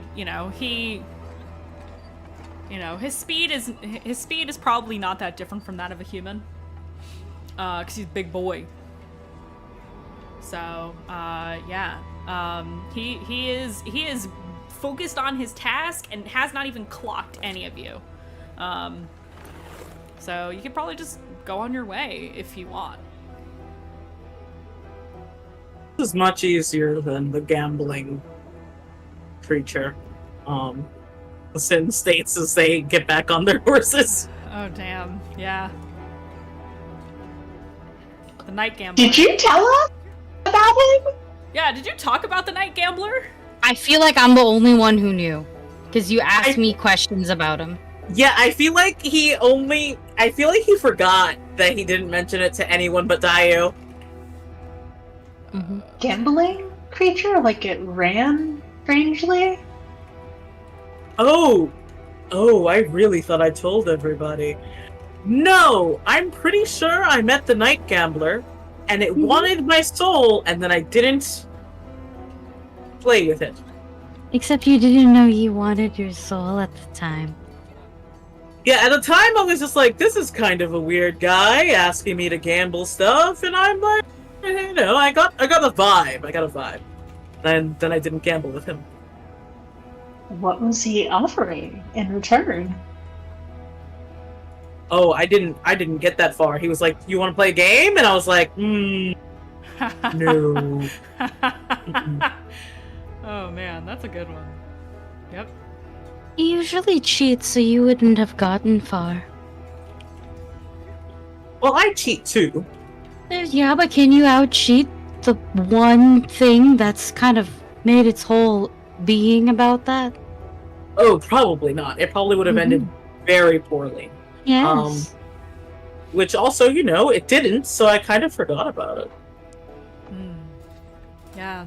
As you think of the night gambler, you kind of realize you remember that feeling of being in a liminal space, the fine suit and long limbs and darkened features. You remember the top hat, and you remember the humming in the darkest time of the night while you were on your watch when you met him, and lived to tell the tale. Oh, I hope he's not a thing that you can summon by thinking of him. Like, he says this out loud, and he's just like, everyone stop thinking about the night gambler. Don't do that. Rev thinks extra hard about the night gambler. Yeah, I bet you No! do. Hey, the night gambler was going to be your other option for being a warlock, but you met him a little too soon. Behind the scenes, everybody. Yeah, so he absolutely is the kind of person you would run into on a foggy night in New Orleans. That is absolutely correct. New Orleans. Picture that man, nothing but a Cajun cowboy. He is Nola. he is a Cajun cowboy. You're so fucking right. Absolutely. I wouldn't have it any other way. And Southmore is his stomping grounds, you think. I think at that, with Sin being like, don't think about him, like, he tries to bring the horse closer to Kazuhiko, and he's just like, hey, like, more under his breath, he's like, next time we take a break, can I chat with you? Of course. Whatever you need. When Kazu says it like that, like, Sin, like, looks a little flustered and looks away and is just like, and lets the horse ride ahead. He just kind of raises a brow, like, okay. And you all continue on your way. I'm gonna roll one last thing for the day. Let me find dice that aren't fucking cursed, chat. Army's out here sending brainwaves of curse anyway. Not Like, cursed. I mean, do you really want this roll to be cursed? I don't think not sure. I don't think you want this die roll to be cursed. No, I don't want it to be. Okay. please. Hold, please. I'm looking for something. Ah, Is to my Ow. baby boule. that's He's funny. out. What is this? He's out fucking cold, guys. Who's out? Out Oh. cold. He's. Yes, I will bring out another set of dice. I'm gonna square up, okay? I might put him I'm back. using the alley dice now, damn it. I think during break I'm gonna put him back. He's giga sleepy, y'all. Giga sleepy. He's out. Yeah, so you continue on. You do see in the distance, you see more rangers similar to the ones that you saw previously that had direwolves traveling with them. The lupine eye hunters. You see they are again in the distance. You see 3 of them out on patrol, a trio of them. The one who is taking point in the group has a black wolf, and the 2 in the back are white and silver. The half-elf rangers themselves look more like they're dressed like druids than rangers, but they are traveling with wolf companions. Moving across the fields, they're not on the road. They are kind of off away in the distance, but you do see them. You realize, since this is not the first time you've seen lupine eye hunters, and that they are common in this area. They patrol this area regularly because of all the bandits and the giants and things like that. But you see them in the distance. You know, if they look like that, do you think Wolf could have been a ranger? I was thinking that just right now. I mean, it's possible. Should I want to ask. Well, here's the issue. Wolf didn't remember their name. We kind of gave them the name Wolf. But we remember what she looked like, both as a wolf and as a person. Yep, you do. They were In the jar. they were kind of a mangy, smaller wolf and turned into a gnomish person. Do the riders, Oh. hunters have some sort of presence in the port city when she was so desperate to get to? Kazu hears you ask that question, and he shakes his head no. He says, the lupine eye hunters don't really have a central location. They tend to be travelers. They don't have a guild posting. They don't have a particular camp that they live in. They move around a lot. Are they all half-elves? No, just a large amount of them. Many of them come from the Amaria Wilds, and there are a lot of half-elves from that region. But no, I've seen others. It's just, by and large, they are half-elves for the most part. So it's not likely.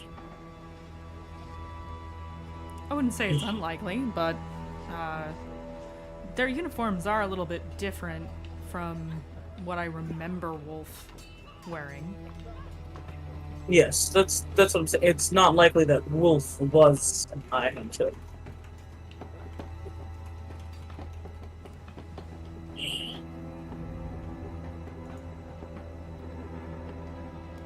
It's...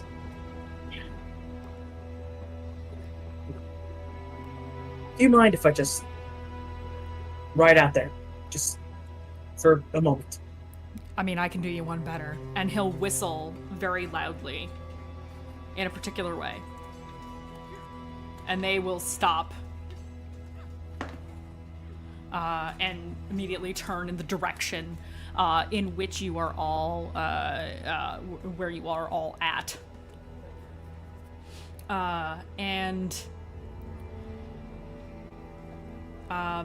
Kazu like kind of waves, and they whistle back and start heading in your direction. And so as you guys continue to move down the road, you do eventually kind of meet in the middle, kind of intentionally moving towards one another as groups.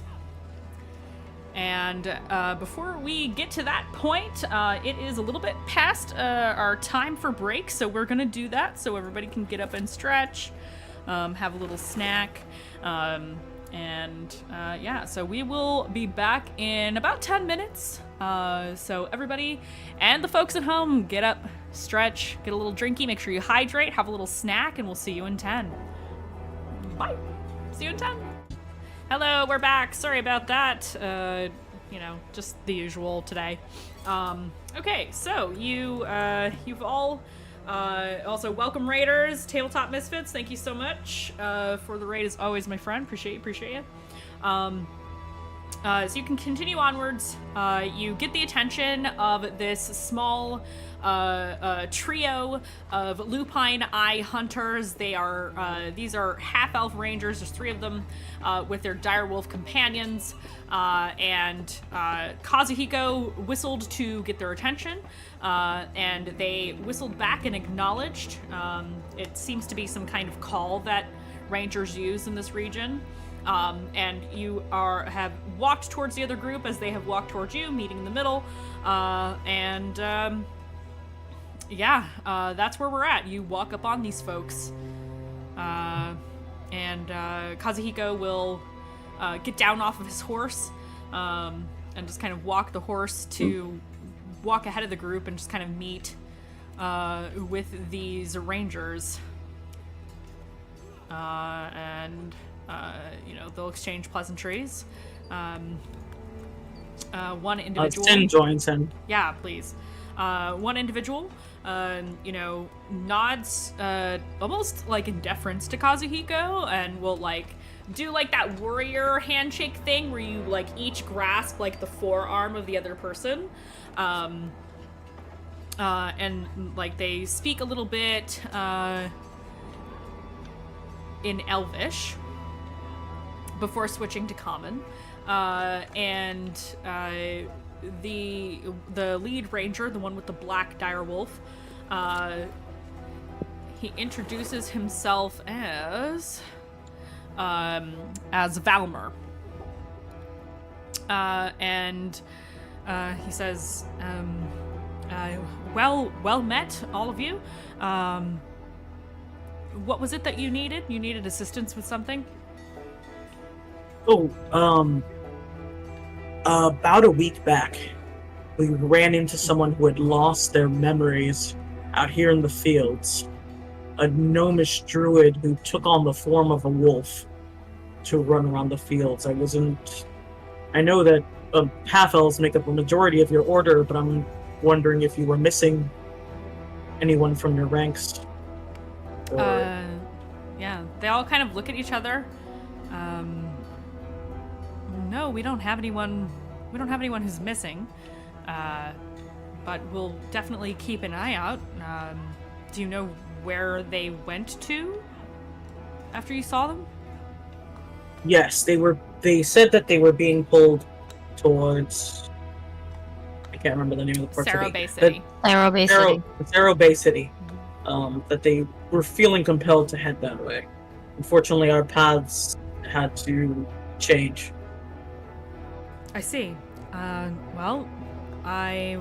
We can certainly send word to some of the other rangers in the area and see if anything comes up, but no, as far as I know, nobody from our rank is missing. Understood. Did they dress in a particular way?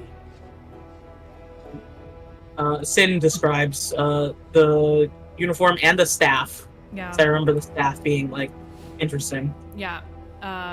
Just Now you totally drew them, so prepare yourself for a little she's gonna pull out a little sketchbook and just show a page or something.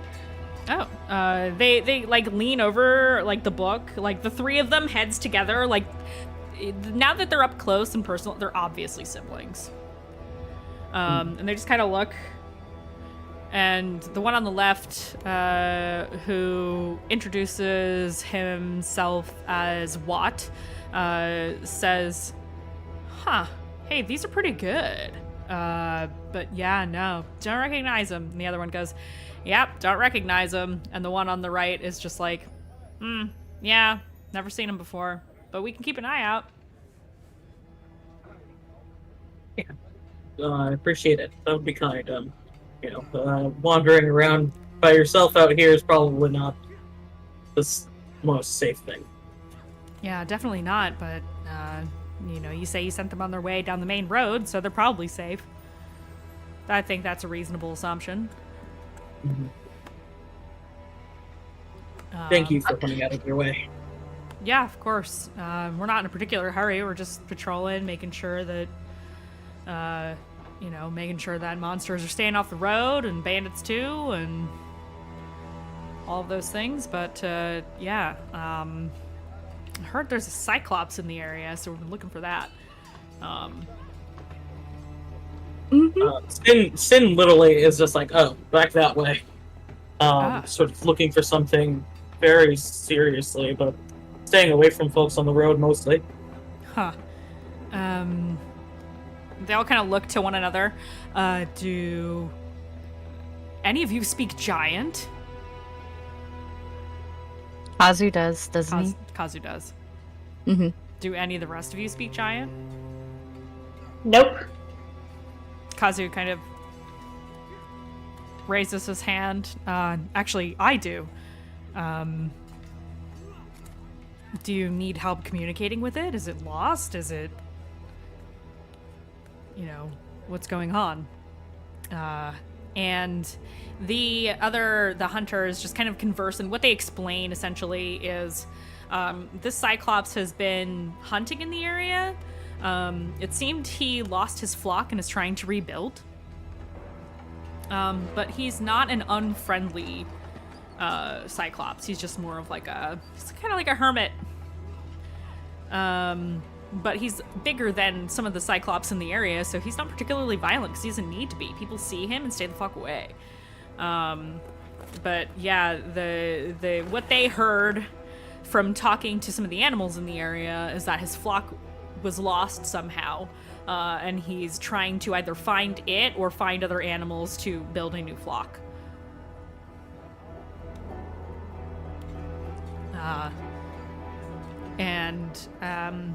The leader of the group, what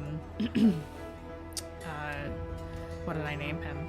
Valmer. Valmer, that's right, Valmer. See, this is what happens when I just...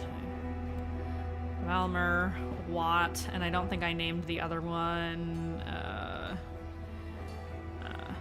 Here's... Valmer just kind of looks at you all and he's like, could I borrow you temporarily? My giant isn't very good. And I would love it if we could, talk to him and maybe guide him away from the roads in search of a flock, or maybe even help him get a flock of his own, or find his flock, or at least point him in a different direction, because I'd hate for him to, get bored and hang out on the road and find some unfortunate travelers and forget what he's doing out here. As creatures like Cyclops tend to do. Yeah. Is that okay? And Kazu, looks at all of you well, it's not far back. Sin's can you tell us a bit about the journey where you came from to let us know how much longer it might take if we are heading back that way afterwards? Above table, what I can tell you is you are only an hour from where you saw that Cyclops at this point, because you were continuing on your way for a while before you ran into these folks. So it wouldn't take that much time to backtrack, especially if you go quickly. It's totally up to you, but they will tell you the roads ahead are pretty clear today. Obviously, that changes at any given time, but it was clear when they moved through.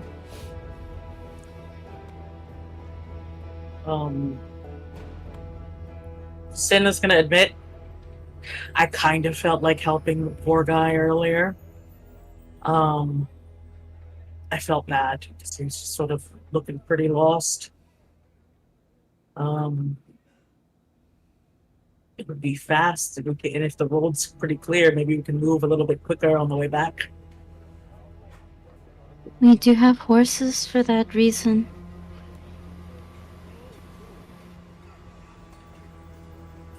Rev does not look thrilled, but does not say anything. Or shrugs. Aurora doesn't care. Okay. Yeah.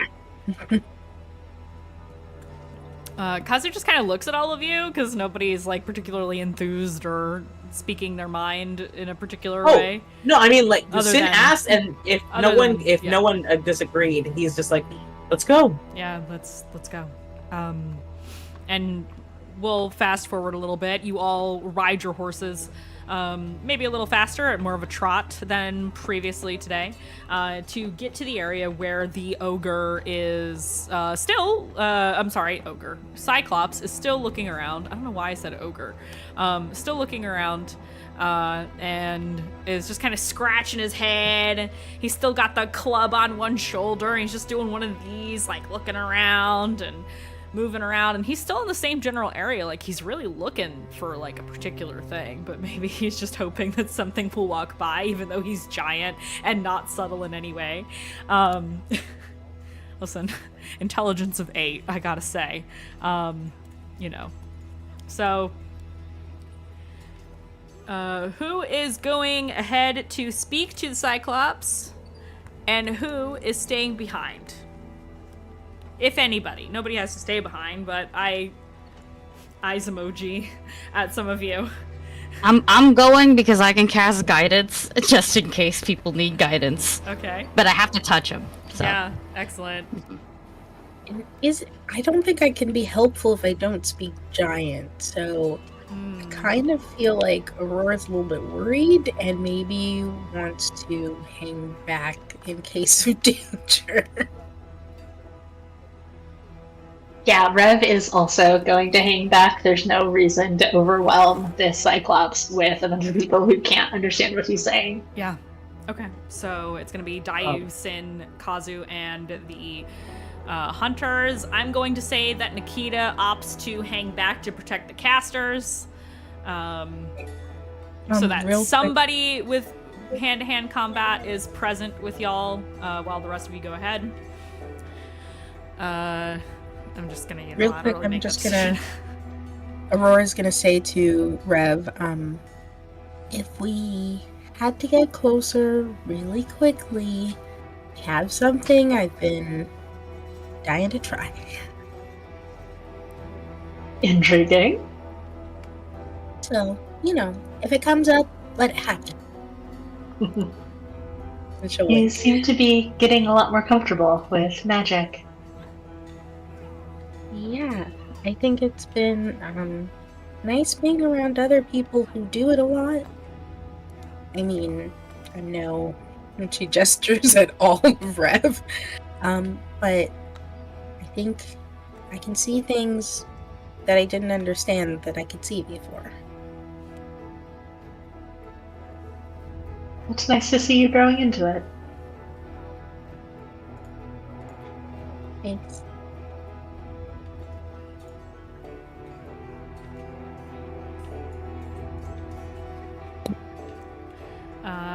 And as everybody else moves ahead, Kazu at the forefront with a couple of the hunters, everybody has their weapons like sheathed as they approach this Cyclops. And while you're still a good 40, 50 feet away, is when one of the hunters will whistle to get the Cyclops' attention.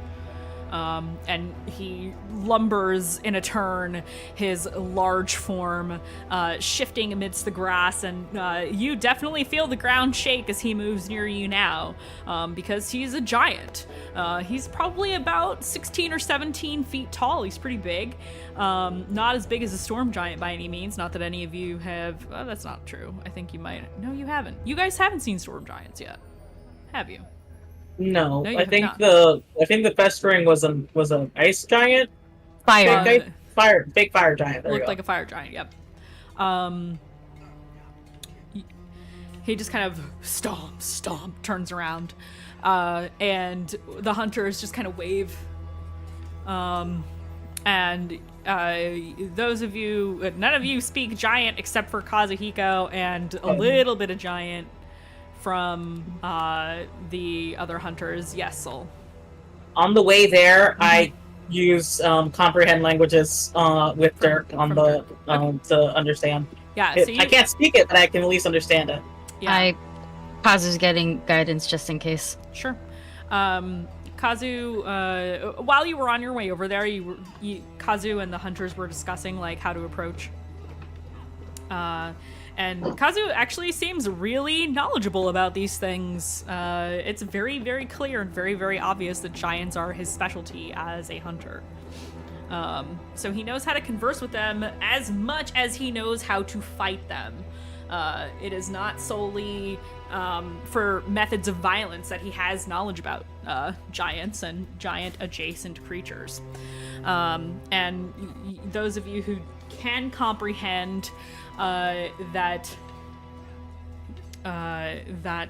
what he is saying, and he looks up to the Cyclops and he says, "Hail, friend. We're hoping to help you with your flock. We come in peace and just want to talk." And you can tell he's like he's speaking slowly so as to be well understood, and is pacing his words very well, though he is speaking quite loudly. He's practically yelling because, hello, giant, so that his voice carries up to its ears.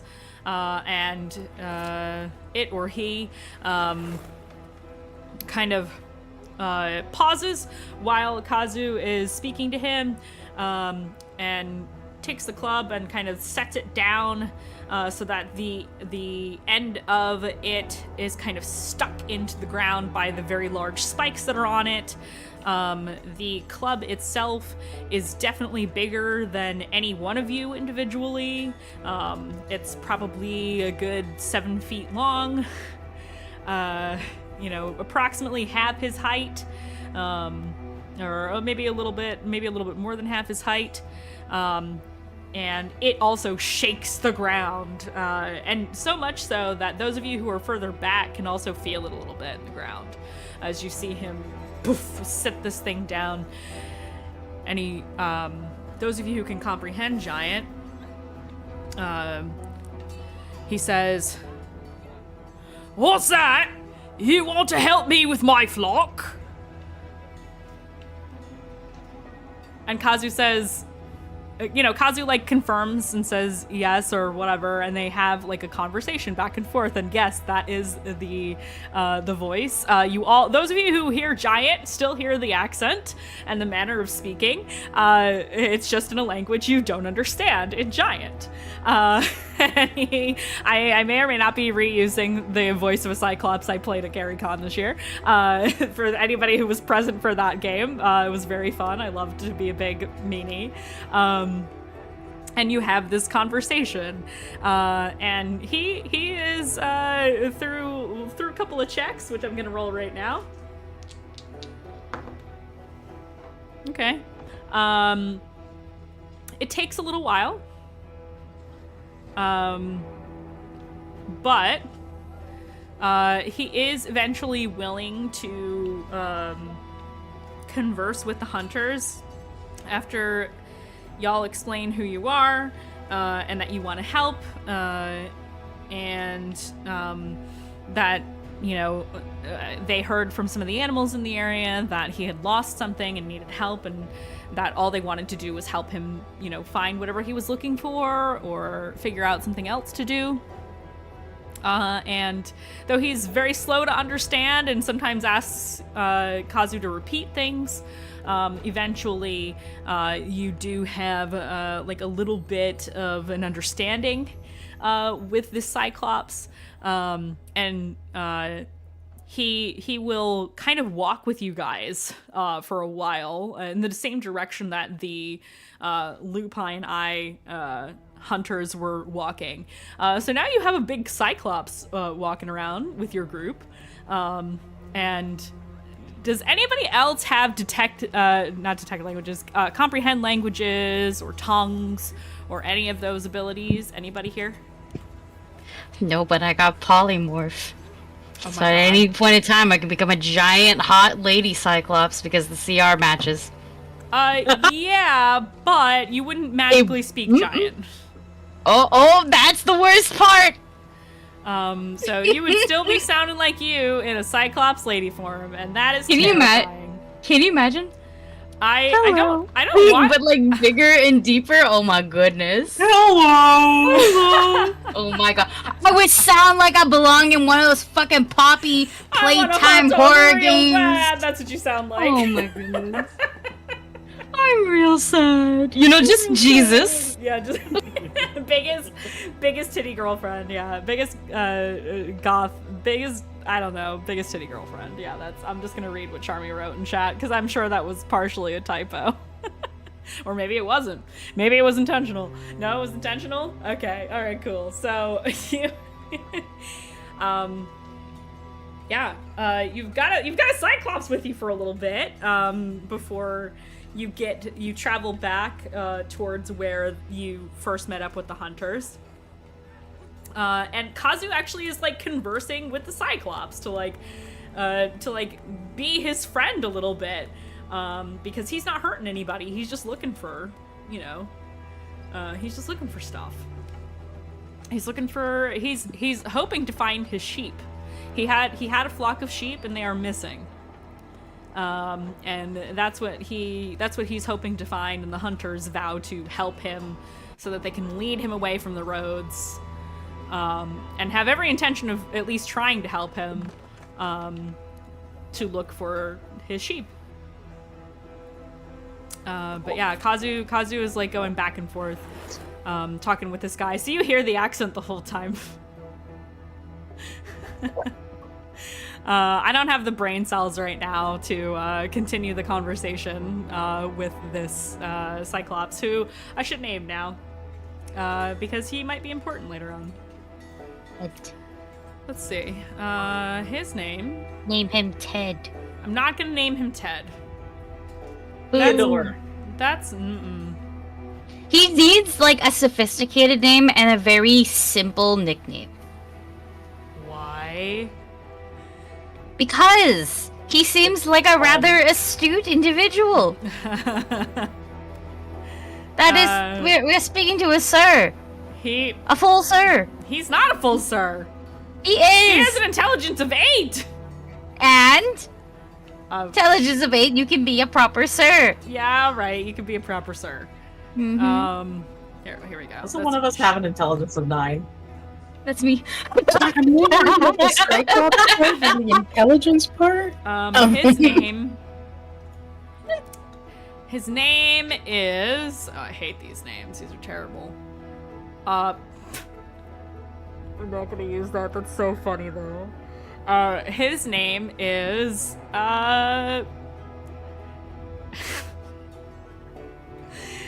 Sorry, I'm still looking at the other name that generated and it's making me laugh. His name is not Throckmorton. Stop from fucking math. Get out of here, chat. No. No, I'm not gonna say that. Merriwick. Oh my god. His name is Fragan. Fragan. It's illegal to do that. That's so close to fracking. Like fracking. That's why I made that joke. Jesus. Wait, why is that illegal? Wait, why is that illegal? Oh, fracking? Fracking? No, not that. Oh. It's got a G in it. I know. I was making a bad joke. I'm sorry, dear. Yes, I shouldn't be. It's brain fog time. Don't worry. Release the Fragan is amazing, actually. Thank you, Fragan. Yeah, so Fragan, the Cyclops, lost sheep. That was your random encounter for the day. It was meeting Fragan. Release the Fragan. His mother had the same problem naming the bird. I cannot. Maybe he's got a brother named Merowick. Anyway, so you all travel. Do any of you do anything while you are on friendly terms and interacting with the Cyclops, even if you can't understand him? Do any of you do anything? I've been drawing him the whole time because I think it's not every day, we get to chill with a big boy. Yeah. Yeah, he's vibing. He's friendly. If he cares to look, I show him. You are so small, and he is so tall. And you hold up your sketchbook to this giant freaking Cyclops. Like fucking America from Elden Ring. That's how I hold this shit up. And he like pauses. Like you all kind of pause during this conversation. Excuse me.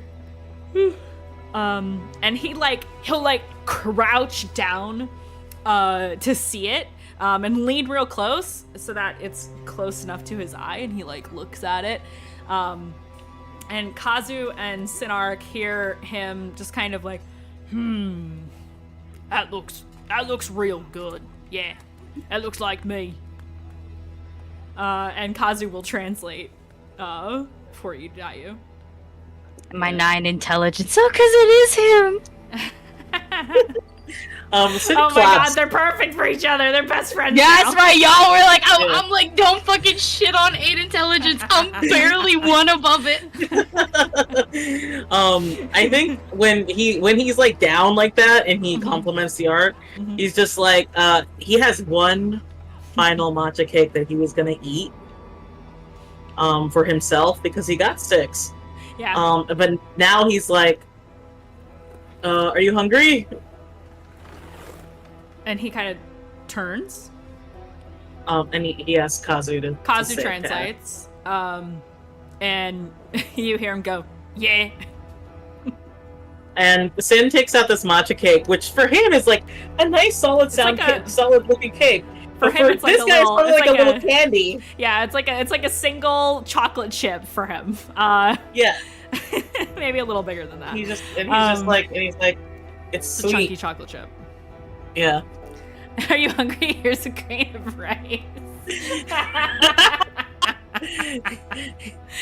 So you hold this up to him, and he very delicately tries to take it with his fingers. I'm gonna roll. He manages not to squish it. Yeah. He just kind of picks it up and looks at it with his eye. It's like he's holding it in front of his eye and doing one of these, and he goes, "What the fuck is this?" Ow. And he's just chewing on it, and he just kind of you get the nod. Gives a thumbs up. Kazu attempts to translate what the word for matcha is in Giant, and ends up just having to describe how it's made a little bit. And another World Tabletop with a party of 20 Sweet Beans. Thank you so much for the raid. Welcome in, Raiders. If you don't know who I am, hello, I'm the Mandy. I'm a professional game master, Crit Award nominated. We find out on Friday if I win or not. These are my wonderful players. We play this game called Mistlost, which is a D&D homebrew campaign that we've been running for over a year now. We are 38 episodes into this fucking amazing story. So I hope you all get comfy and cozy, and those of you who are on stream, I hope you get some self-care. Welcome in. And I'm playing a Cyclops who talks like this today. I can't get enough of it. I can keep doing it all day. So that happens. He eats the cake. You get the nod of approval as he's just chomping away, and it doesn't take him long because it's tiny for him. Yeah, it's you a gave little him candy. You gave him like a big matcha cake for you, but for him it's like a little teeny tiny cookie or something. So that happens. And he got the nod. You converse with him some more, and eventually the hunters kind of have to like get his attention a little bit and say, all right, it's time to go. Let's go see if we can find your flock. And they will go off on their own, and you say your farewells to Fragan the Cyclops. And he's on his way with the Eyes of the Lupine Hunters, who are going to help keep him away from the fucking road. Sorry, Lupine Eye Hunters. I keep flipping the words around. Jeez, guys, you think I would know everything about my own lore? It's like memorizing the fucking dictionary. So you've had that experience now. And you travel for a little bit further, a few more hours into the early evening. You are now... Let me look at the map real quick. Wish I could show y'all the map on stream. I'm gonna have to reset up One More Multiverse. You've been traveling for... You've traveled for most of the day, and on horses. So with that being said, you are, at this point, where you camp for the night, you are near the hills, where you first saw the first hill giant that you fought when you entered... Nope, actually, this is later on. This is, I think, the area where you saw the death... Nope, it's past that. You're past the area where you saw the death dragon. Sorry, I'm trying to remember where on the map these things happened.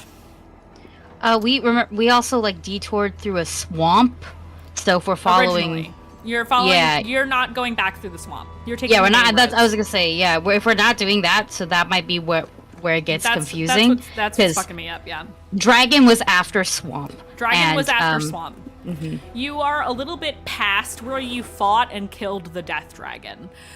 So you are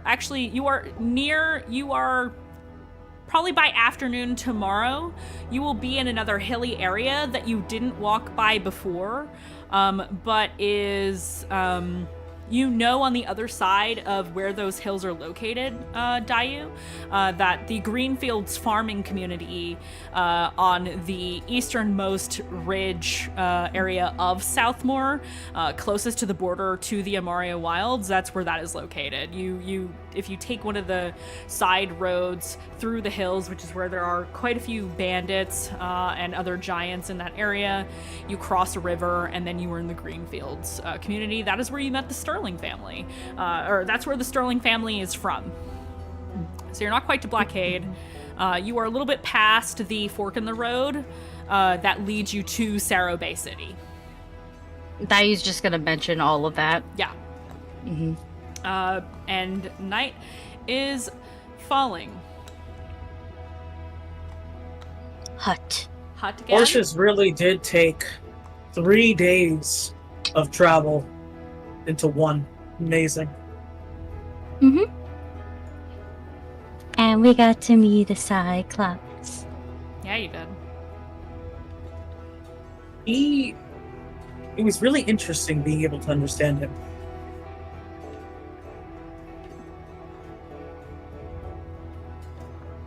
Kazu, you must teach me some of those trappings of that giant. Yeah, I'm more than happy to teach you. I've been learning it for years. I'm pretty fluent. Itself. A lot of rangers tend to declare a particular type of quarry that they prefer, and because there are so many giants here, that was my choice.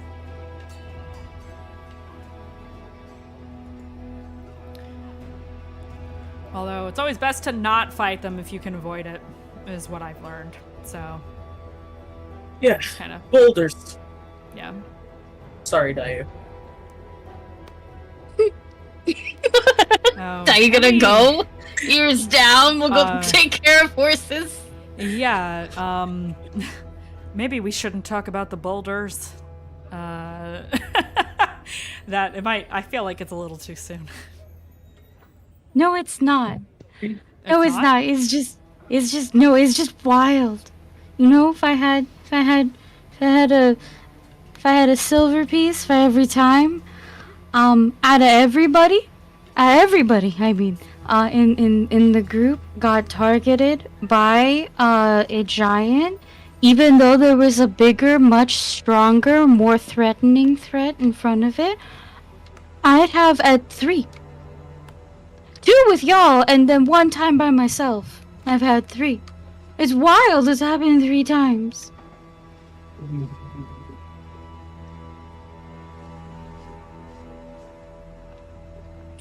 Excuse me? The I'm Oni. sorry.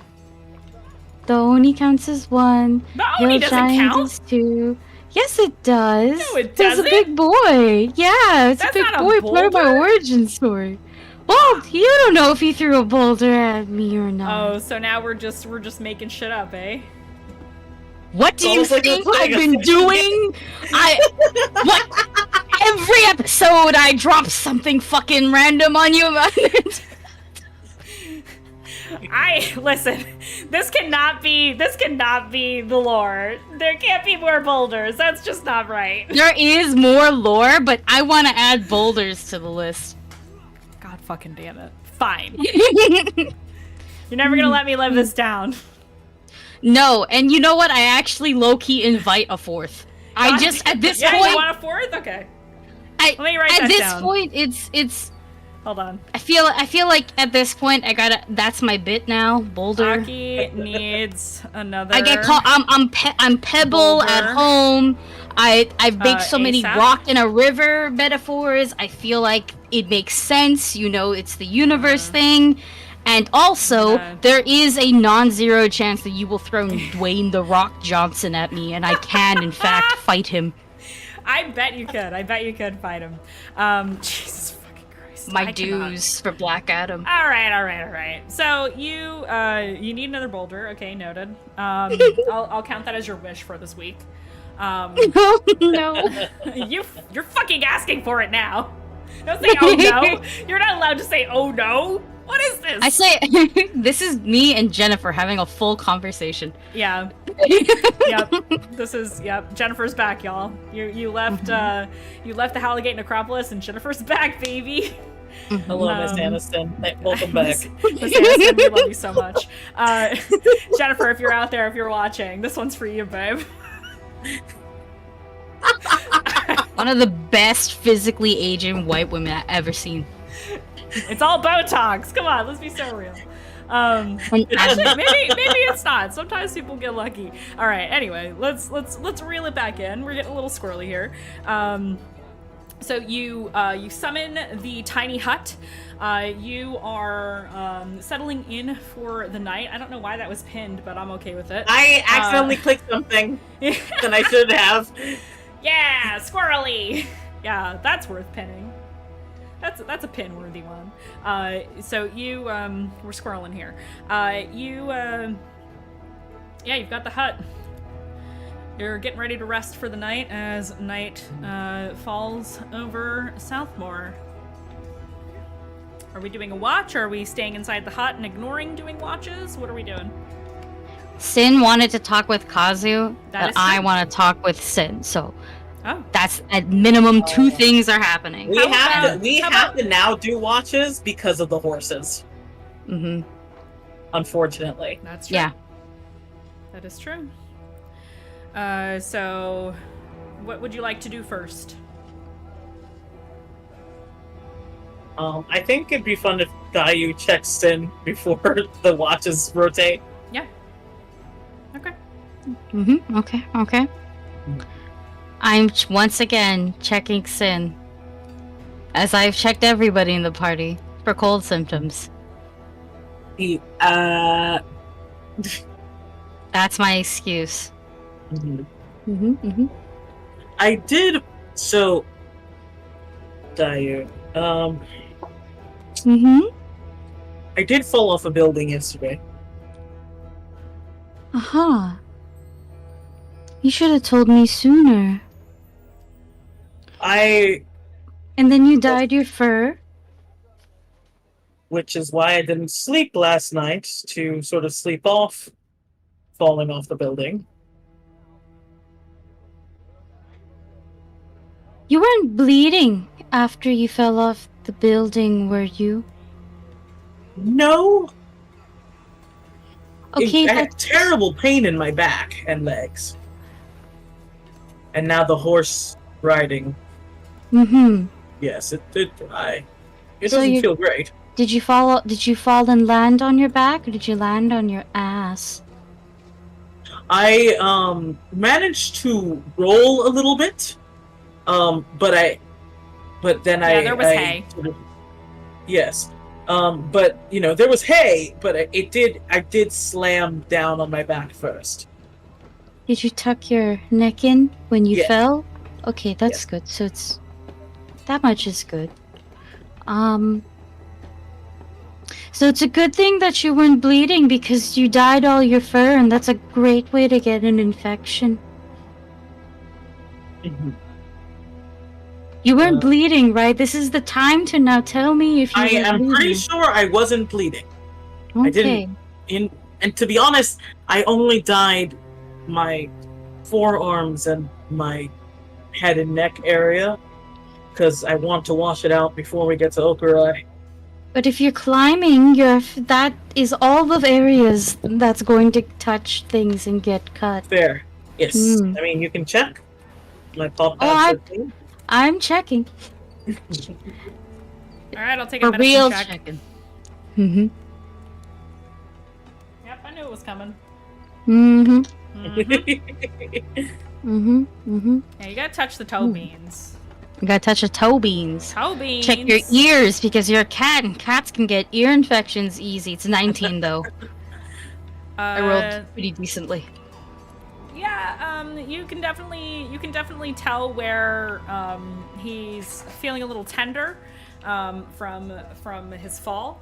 But you don't see any signs of infection or any particular wound that's worth worrying about. He's just got some bruising, probably a little bit more to the ego than to the body, and you pick up on that very quickly. He's obviously definitely still sore from what happened yesterday, but he'll be all right. You're not worried about him. Mm-hmm. I just help him stretch a little bit more, give certain areas rubs, because when you're sore, that's the best way to deal with it, applying pressure. And also, y'all can fight me on this, but I know how I was raised. Dayu's Asian, I'm Asian. We are all basically by birth certified at chiropractic and massaging. Yep.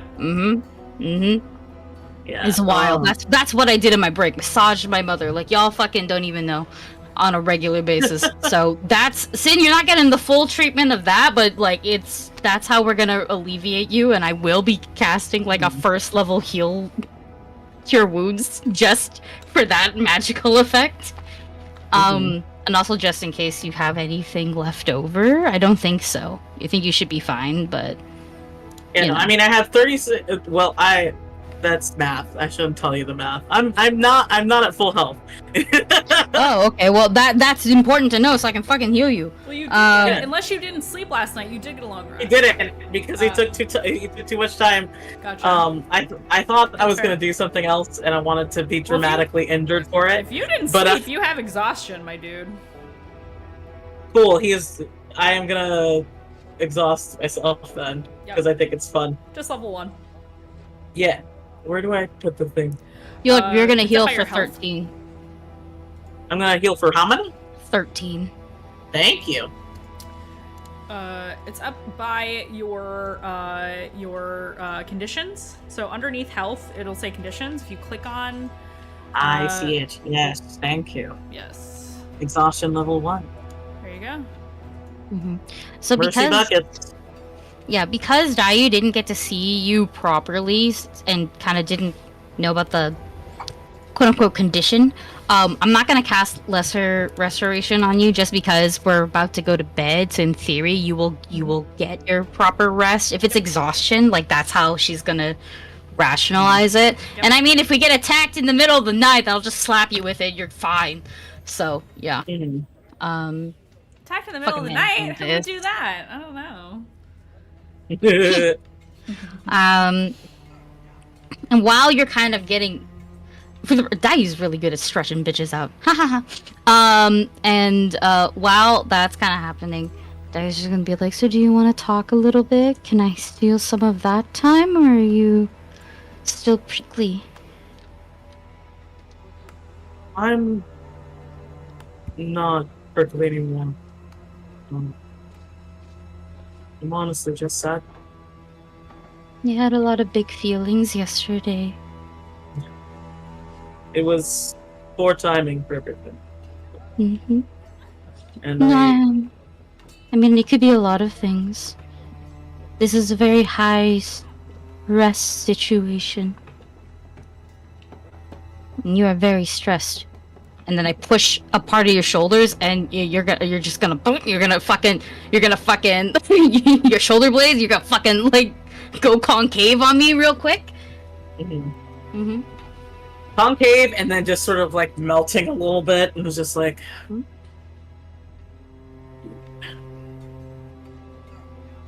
I was an asshole.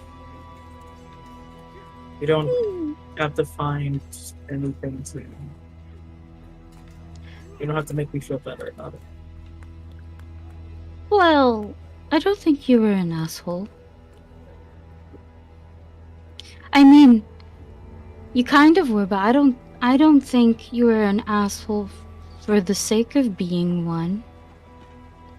When you're tired and scared and stressed and you miss home, you're going to do things. And that's all you did.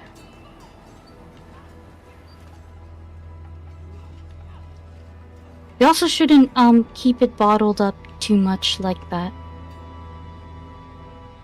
And the point of the group is so that way we will stick together. So if you can't share your burdens, you're going to get swallowed by them. And then you'll become an asshole, like yesterday. I'm... Dayu, growing up in Opera, I constantly felt like an idiot. It's a wonderful place. I love living there. I love the people, and they're taken care of and everything. But I have such a disdain in my heart for the governing system there. For the guard, for the Kalikoshire. And so it's felt like I've had to hide that my entire life. Because it's not smart to let everyone know that you really actually do hate the people who take care of the place that you love. It's not wise, it's not intelligent. And so it stays there. And then all of you are so wonderful that it's hard to put the lid back on like I could at home.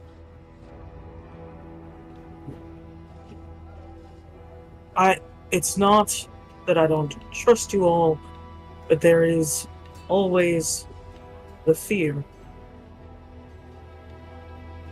of, will you still want me around if I am not kind and protective and strong. Have you considered that we are actually quite patient with each other? Bev is not in particular very kind to me, but I don't dislike them at all. And I definitely don't want them outside of the group. Though I'm also I'm going to pay attention to more of what she does within the group. But I think that's okay to have. You know, friends that you watch. Doesn't mean I dislike them any less. I kind of enjoy the bickering sometimes too. Reminds me I can still hear. I like the face she makes when she's really annoyed with you, but then you kind of talk her around, and it's very much of like a little bit of frustrated joy. Well, that's what friends are for, I think. You want to frustrate each other a bit. I bully Kazu all the time, but I'm very prepared to be devastated by him.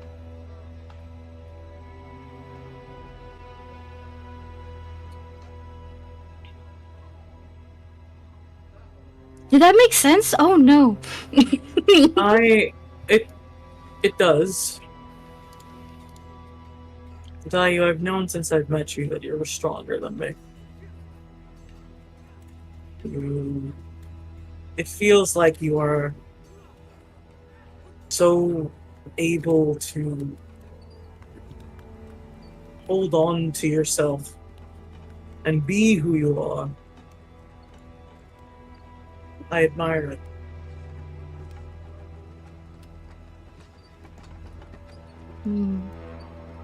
Well, thank you for those thoughts. They're very encouraging. You know, I think you are the kind of thing that inspires most heroes to take journeys they would otherwise not.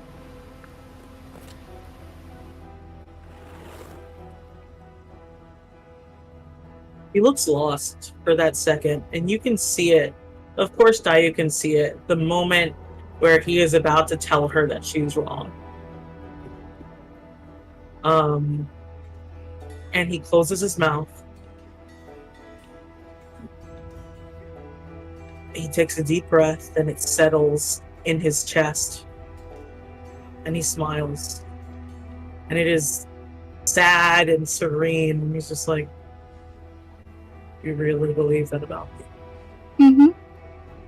It's the kind that you read in stories, because you don't read about heroes that don't take risks or aren't reckless, because you're reckless, or then do really impressive feats of anything.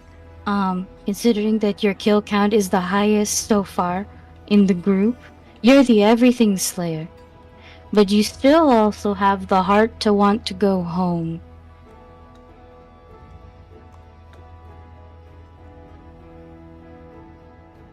I think if and when they write stories about you, you're gonna have, one, a lot more kids and that look up to you, and then you probably are gonna have a much bigger family. So I don't know if you like that. It's coming, I feel it. And two, I think the people will remember you far kinder than you think about yourself.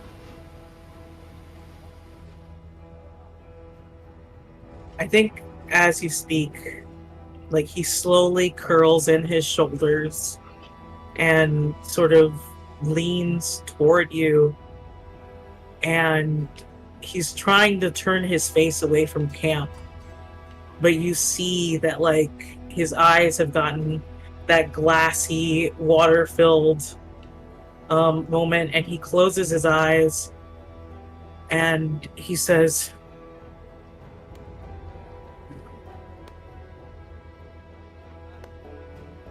"Dayu,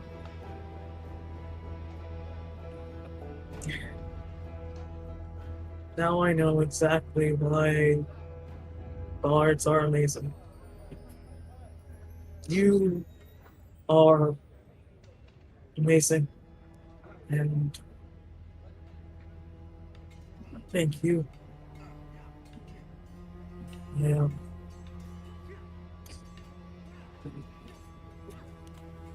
I pat your head/neck because you got one of those since you're a cat. Just nice. You're getting comforted basically. Just full like that for however long you need. And then Dayu's gonna look at the time, just be like, I think I have to summon the hut now. Dayu, Hmm? If you were, for whatever you do, for anything that happens, know that I will also be there for you. That I would do anything to protect that smile of yours.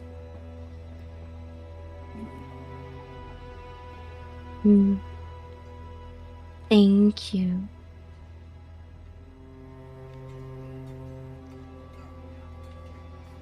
I'm just gonna pat again, probably, because,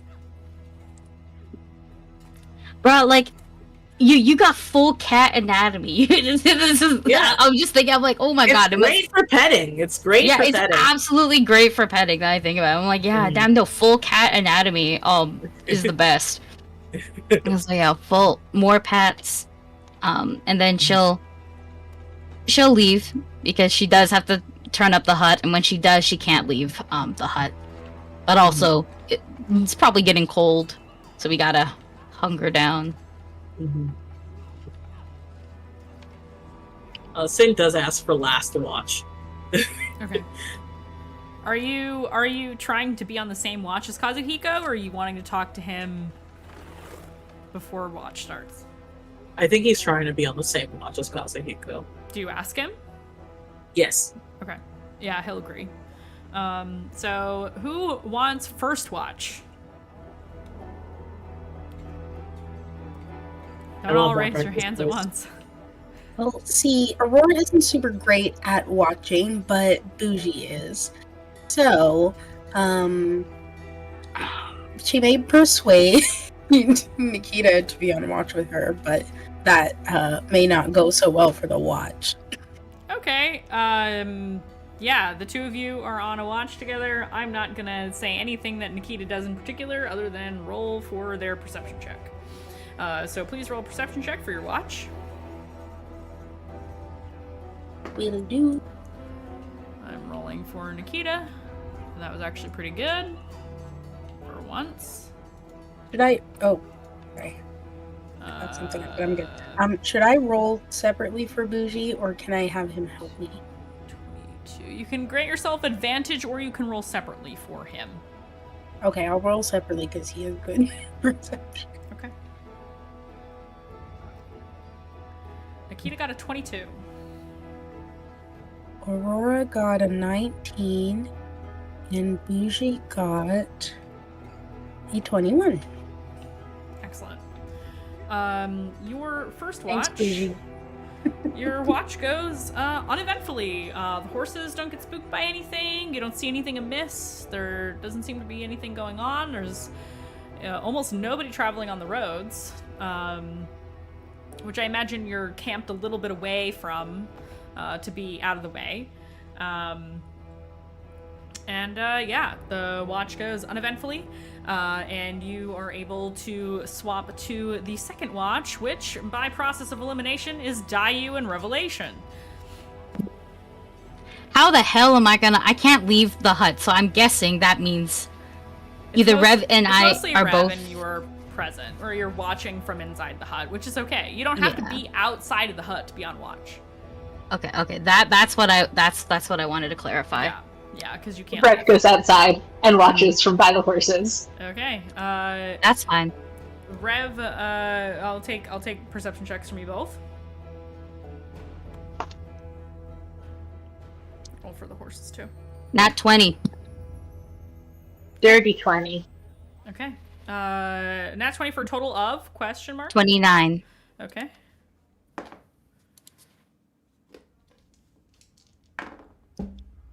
Okay. Your watch goes by uneventfully. Do you speak to each other at all? I'm outside, so I can't speak to her. It's just circumstances. I'm really trying to be a good watcher. Okay. Do you talk to the horses? Oh wait, you don't have speak with animals, do you? I mean, theoretically, I Oh, you do. could stalk it, but no, I do not. Oh, okay. Alright, so your watch goes uneventfully unless Dayu has anything she wants to do. Or Revelation if there's anything you want to do during this watch, but nothing really happens to you in terms of anything approaching the camp. I think I just make small talk with my sister. Okay, yeah. I keep an eye out for spirits as well. Yeah, Maylin just kind of drifts in and out of the hut because it doesn't affect her at all. Mm-hmm. Rev is just thinking real hard about the night gambler. She doesn't think that thoughts summon him, but is curious enough to try. Thinking about the night gambler. Okay. Okay, so you, alright. Your watch passes by uneventfully, and that takes us to our boys. The boys. And it's at this point in the evening, it starts to rain. Of course.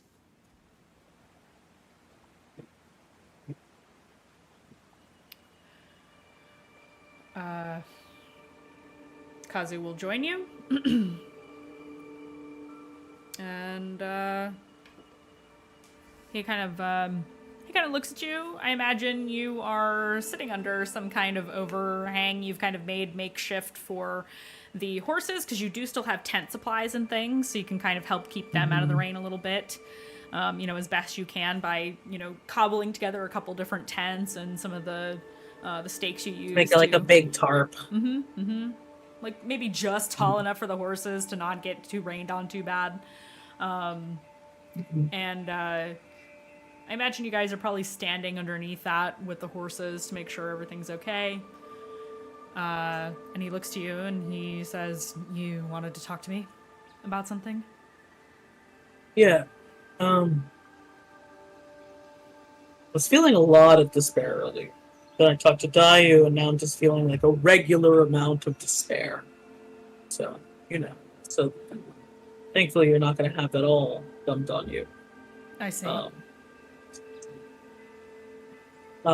He takes out the soggy-looking letter now, and he looks at it, and he's just like,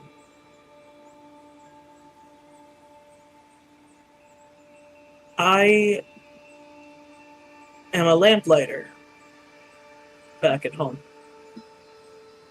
He nods, he's familiar. And so my main job is to train up, new recruits, everything the way I had been trained up. And it just so happens that a lot of the orphans end up being lamplighters. Almost a tradition. I am close with 3 of them. Amazing children. Van is a deep gnome who is quiet, smart, sweet. Who is a kobold, a blue kobold, who is energetic and loud and reminds me of the most troublesome parts of me when I was growing up. I adore them. And Tawny is a tabaxi. She is smarter than me, faster than me, and going to be amazing when she grows up. And for a long time, I thought that they didn't need someone like me to be. Do you want to be a father, Azika? Yeah, absolutely.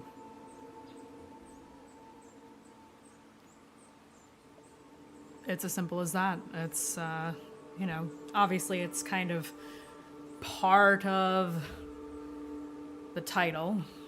It kind of goes without saying, continue the line, etc. Yeah. But it goes beyond that. It's not just duty for me.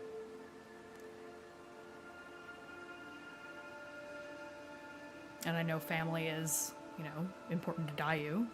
So it makes sense, and yeah, it's just easy like that.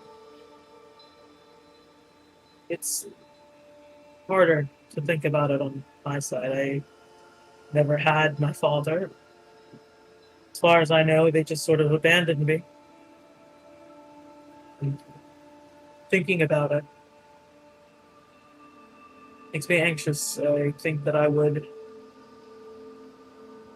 fuck it up. But this journey, everything that has happened, everything that I've seen out here, it makes me very much miss home and think about the things that maybe I had neglected. So I wrote these letters to ask the children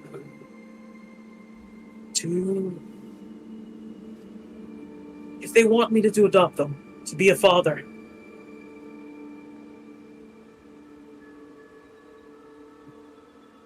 He nods as he listens to you, and he says,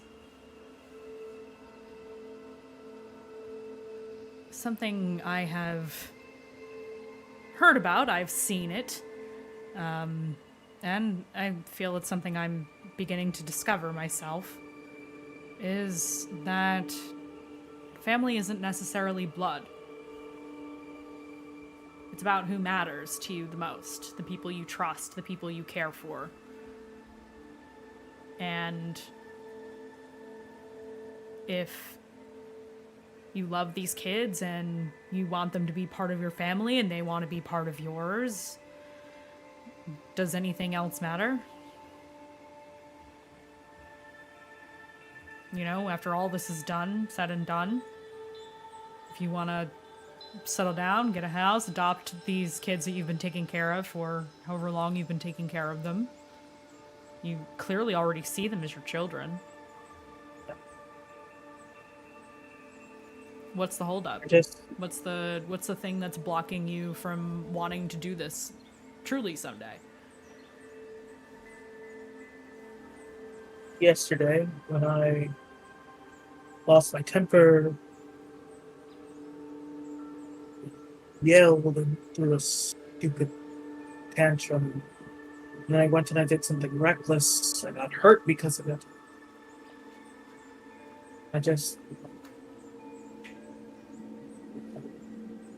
So you're upset for not being perfect? I don't want to be a bad father. Does having emotions make you a bad father? I don't know. I've always been envious. I've never seen it. It's never been mine. Sin, it sounds like you're already doing it. Sin, puts his palms in his eyes to, try and, rub away tears, and he's frustrated with how much he's cried today. There's been so much, and he's just, he feels overwhelmed and oversensitive, and he's just and this is why I wanted to talk to you, because I knew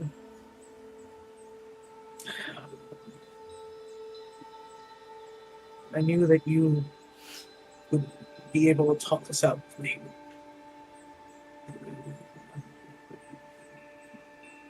It sounds like you already know what the right answer is. You just don't want to accept it because of what happened yesterday. And my question to you about that is, have you learned from what happened? Do you think you're going to do that again? Do you think you're going to think twice next time you feel that way? I want to say yes, but I don't know. This anger... I didn't know how deeply this anger ran until I started letting myself feel it. It's scary. I don't like it. I don't want to do that again. Well, my mother always told me that one of the most terrifying things you can do is to be a parent, so... Imagine being responsible for the life of another being who can't take care of themselves. Imagine becoming the warden of life. I think you'll do great at it. Well, I've kind of already been doing it a little bit. I have younger siblings.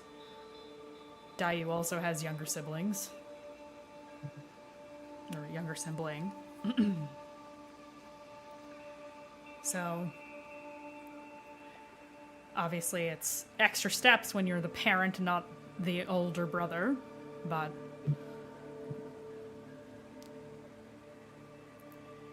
listen, everybody has days where they lose their temper. Everybody has days where they're just not thinking clearly. Do you think becoming a parent or being parent material removes that possibility? Because it doesn't. Still a person.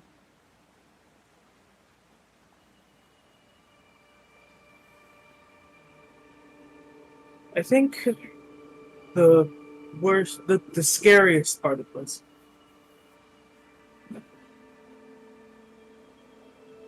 Kazuhiko, I don't know what some of you see it sometimes where you rely on me and you think that I'm good, and I feel it sometimes so strongly that I am not. So I am afraid that one day I'll be unmasked as this angry idiot who is worth nothing. And everyone will leave.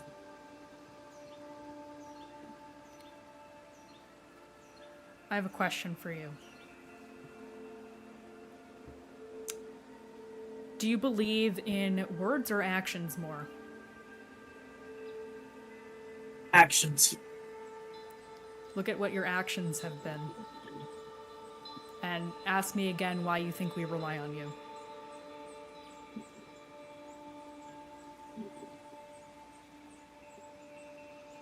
Think about it. You are good at what you do.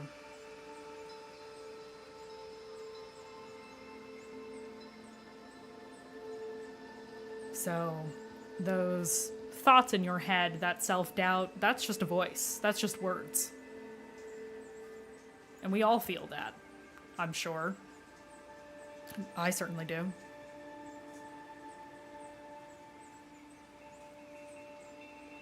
I've been trained for my role my entire life. Do I feel like I'm worthy of the title? He shakes his head. Not really. And I imagine I won't fully begin to feel that, even though it is my birthright and it's all I know. I don't think I'll really feel it till I do it. And maybe not even then.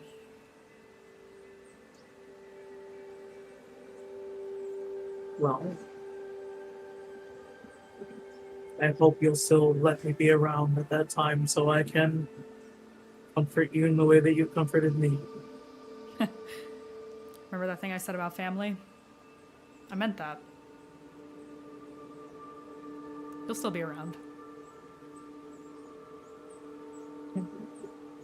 You'll have a bunch of hectic Okurai children to introduce to the board to Foxton. What was this? Is Yeah. it Foxton? Yeah, it's Yes. Foxton. Yeah. I'm looking forward to meeting them. You. They're going to drive you nuts. I'm sure. He smiles. Well, if we have any luck, we'll meet them in a few days. Mhm. And I can give them these letters in person. Maybe after. He kind of looks drawing down at them. the soggy letters and he goes, "We'll see if the ink held up on those. You might have to rewrite them." At least I know what to write this time. I spent so long in the Order of the Scribe. I was thinking about it for weeks. It's like, okay, how do I word this? How do I say this? How do I... God. Life in Neon, thank you for the raid with... How many sweet beans was that? Oh my 25. God. 25 sweet beans. Hello, everybody. Welcome in. Thank you so much for the raid. I am Mandy, or the Mandy, professional game master, and we are playing a homebrew D&D game called Mistlost. It is a world of my creation, and we are moving through the world right now. We're having a campfire moment. Thank you so much for the raid. It's about to get really gay, guys. It's about to get very gay. So Yeah, hopefully 'cause you're Sin- good with that. And if not, this might not be the channel for you. Yeah. We're very gay on this channel. We're very queer here. And queer-centric. Both. I'm gonna repeat what I said. He looks to you and he says, remember that thing I said about family? I meant it. You're going to be around.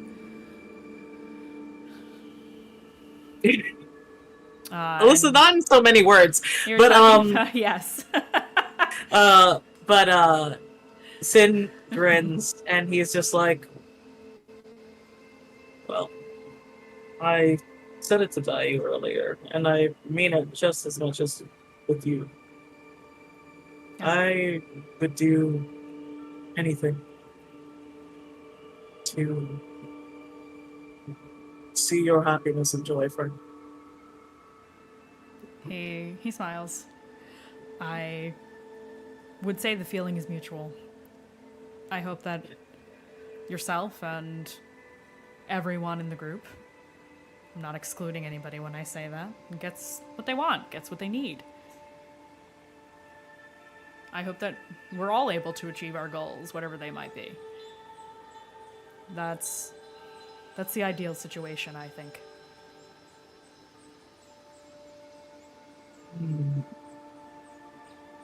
Even if that goal is a little smooch. He just kind of smirks at you. I mean, if that's what you're looking for. Because I assume Dayu and Kazu have talked about this before, right?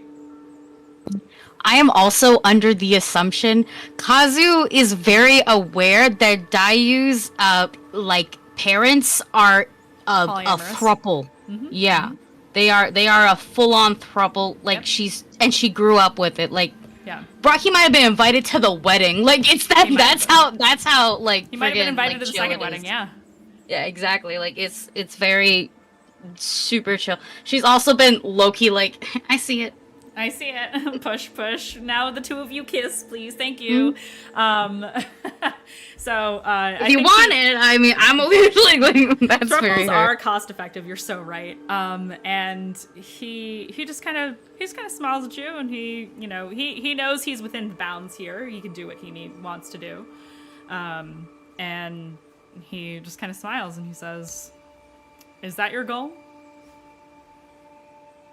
Sin was half joking and is now like his eyes widen a little bit because he's like, for a moment he's like panicking because he was like, oh god, I didn't expect this. I didn't expect to get this far. I am a monkey in an IKEA. But then he the Toronto monkey Also- in the IKEA. Also very cost effective. Yes, IKEA is also cost effective. Yes, Thruples and IKEA both. And of course, he can't blush like everyone else does, but Right. he sort of drops his chin and he squares up his shoulders a little bit, and he's just like, I would like that. I have a lot of respect for you, and I think I would really like that if you also wanted to do that. While you're like rambling, he'll like grab your chin and give you a little kiss. He interrupts you.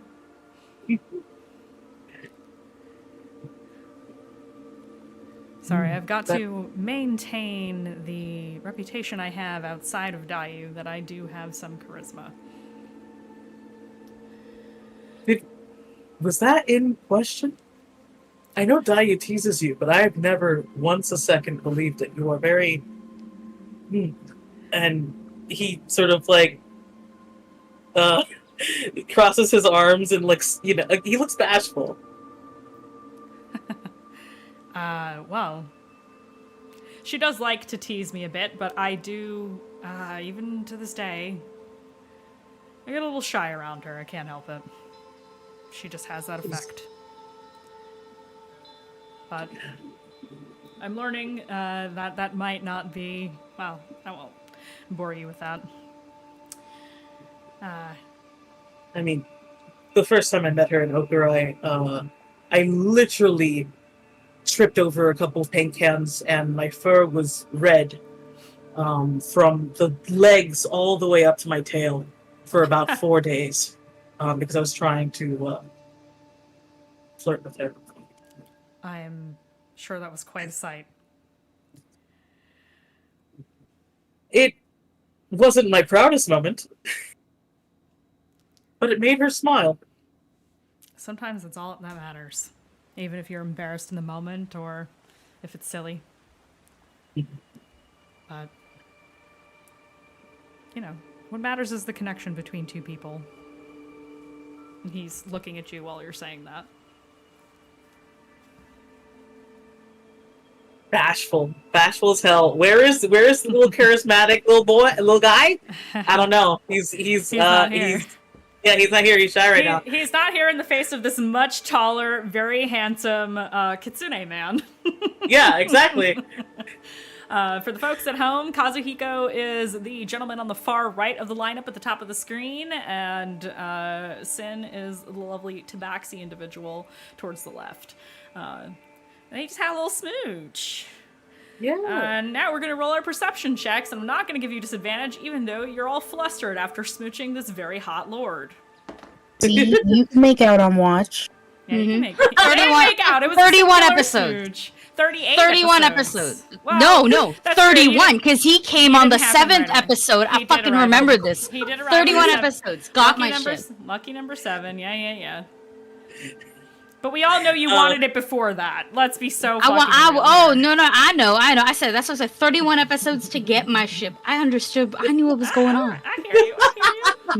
I hear you. Dirty 20. He got that's a 19 on the, wait, is it a 19? Yes, it's a 19 on blind. It's a 19 on the die, and he has a +6. So that's a 25 for Mr. Redfang, Mr. Lord Redfang. Please, Mr. Redfang is my father. The watch mostly goes uneventful outside of the smooching. However, let's see what you get. Ooh. Let's see. If we're ever actually summon the Night Gambler, but not on her. If the Night Gambler is on, what did I roll? Oh, actually it was close. It was very close. Very close to another Night Gambler. Yes, since we keep referencing the Night Gambler, and it's been quite some time, for everybody at home, the Night Gambler is a tall man dressed in black, appears to have dice in his hands that he tosses up in the air and catches in his palm over and over. Darkness and fog seem to shroud him, and he always is humming a little tune. That's the Night Gambler. He is a warlock patron. Who live some kind of, it's like the Mistlost version of a cryptid. Gambler Slenderman. Did I get that right?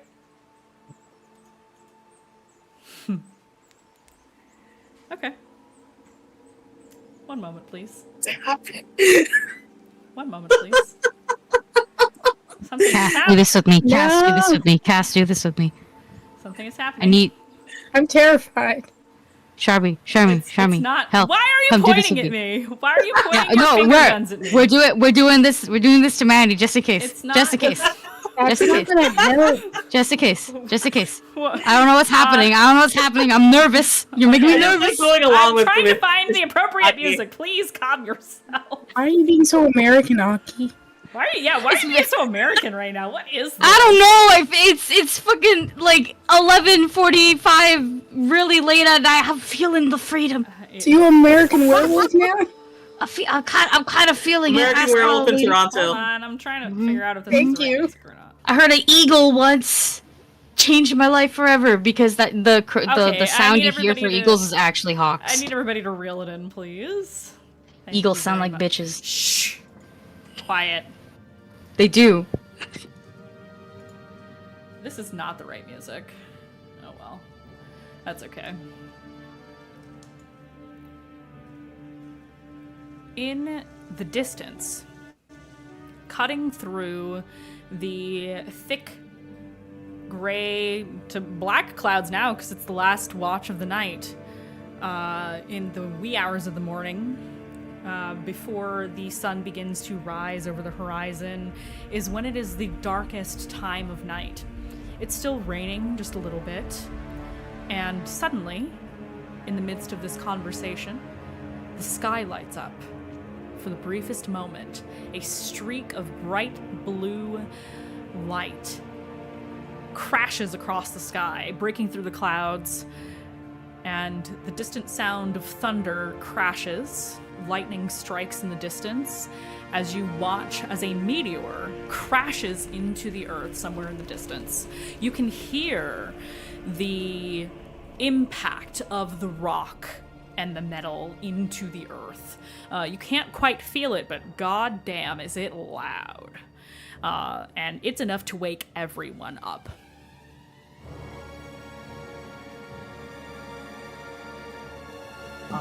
Sin is trying to calm the horses.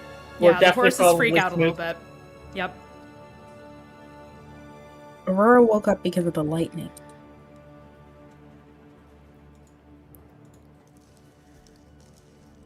We're going to cut away to a scene that none of you are present for.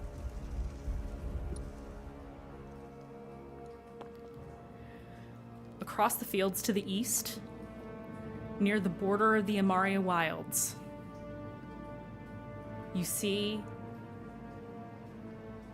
a tall figure garbed in black armor, a stag standing behind them. Flames streak across the dry and deadened grass to the east, catching on to the nearby trees at the edge of the Amaria Wilds. And a crater, the size of a lake, has taken up quite a large portion of the farmlands out here. And this armored figure steps up to the edge and looks down into the glowing blue light that emanates from this massive meteorite. It is broken into various pieces, and there's glittering blue and purple crystal in the middle of this. There are veins of metal throughout this meteor. And out from the meteor emerges an individual. And that is where we are going to end for the night.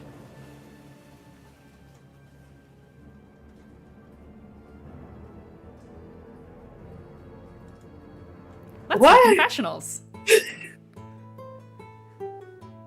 We're going to start with a revelation.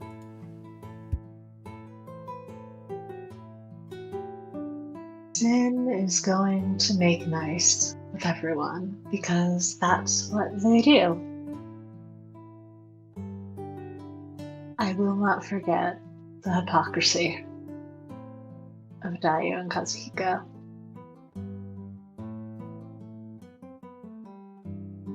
Because that's what I do.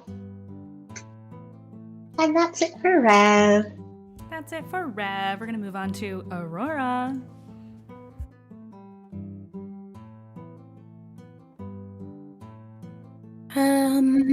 We're getting close to home, and I want to go home, but I don't want to go home. I mean, not that I don't want to go home, but I don't want to go home without having done what I left home to do. Dante probably didn't need this kind of reassurance when she left home. But I do. That's Aurora. Moving on to, I almost said Nikita. Nikita's not here. Sin. Oh, okay. All right. When you flirt with your friends, even as a joke, sometimes they surprise you. Oh.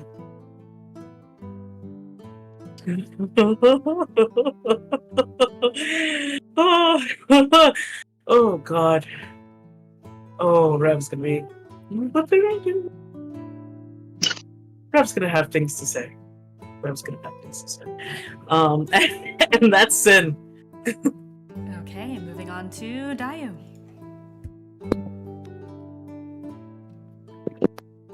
One second.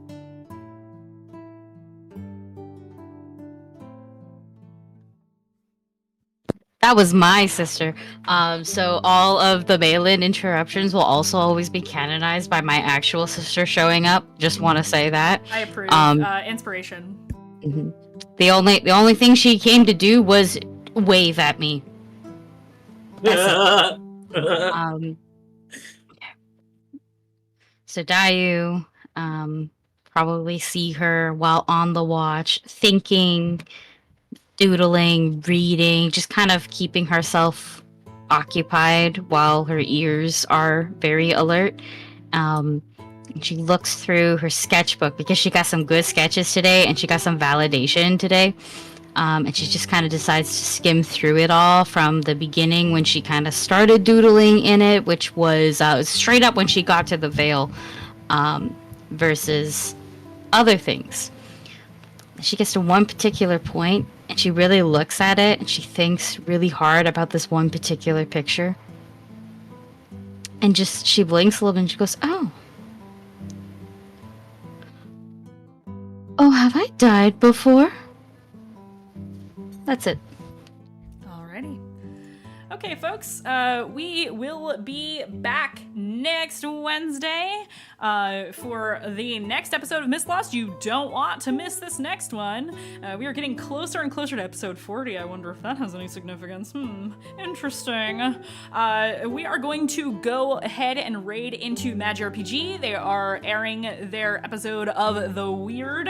If you are not caught up, you might not want to be part of this raid, but at least join. Jump in the chat and say hello, and if you don't want spoilers, you can hop right out when you're done. Please join our Discord server. I'm trying to push that so more people hang out in there. We have a community event happening this Friday night. I'm going to be doing a watch party with everybody of the Crit Awards to see if I won for Best Dungeon Master of the Year or not. We'll see. So if you want to join in on that fun, please hit that link in chat and join the Discord. Thank you all so much for being here, everybody in chat, for the raids, the subs, the bits, the follows, all the things and all the stuff. And especially, as always, thank you to my wonderful players for being here. I love each and every one of you. You're incredible. This game would be nothing without you. And we're gonna go raid over to Magi. So please join us in raiding Magi RPG. That is my other home here on Twitch. I am a regular cast member over on Magi RPG and also a GM over there as well as on this channel. So if you want to support some of my super amazing friends, let's go raid over there, and we will see you guys next week. Bye, everybody!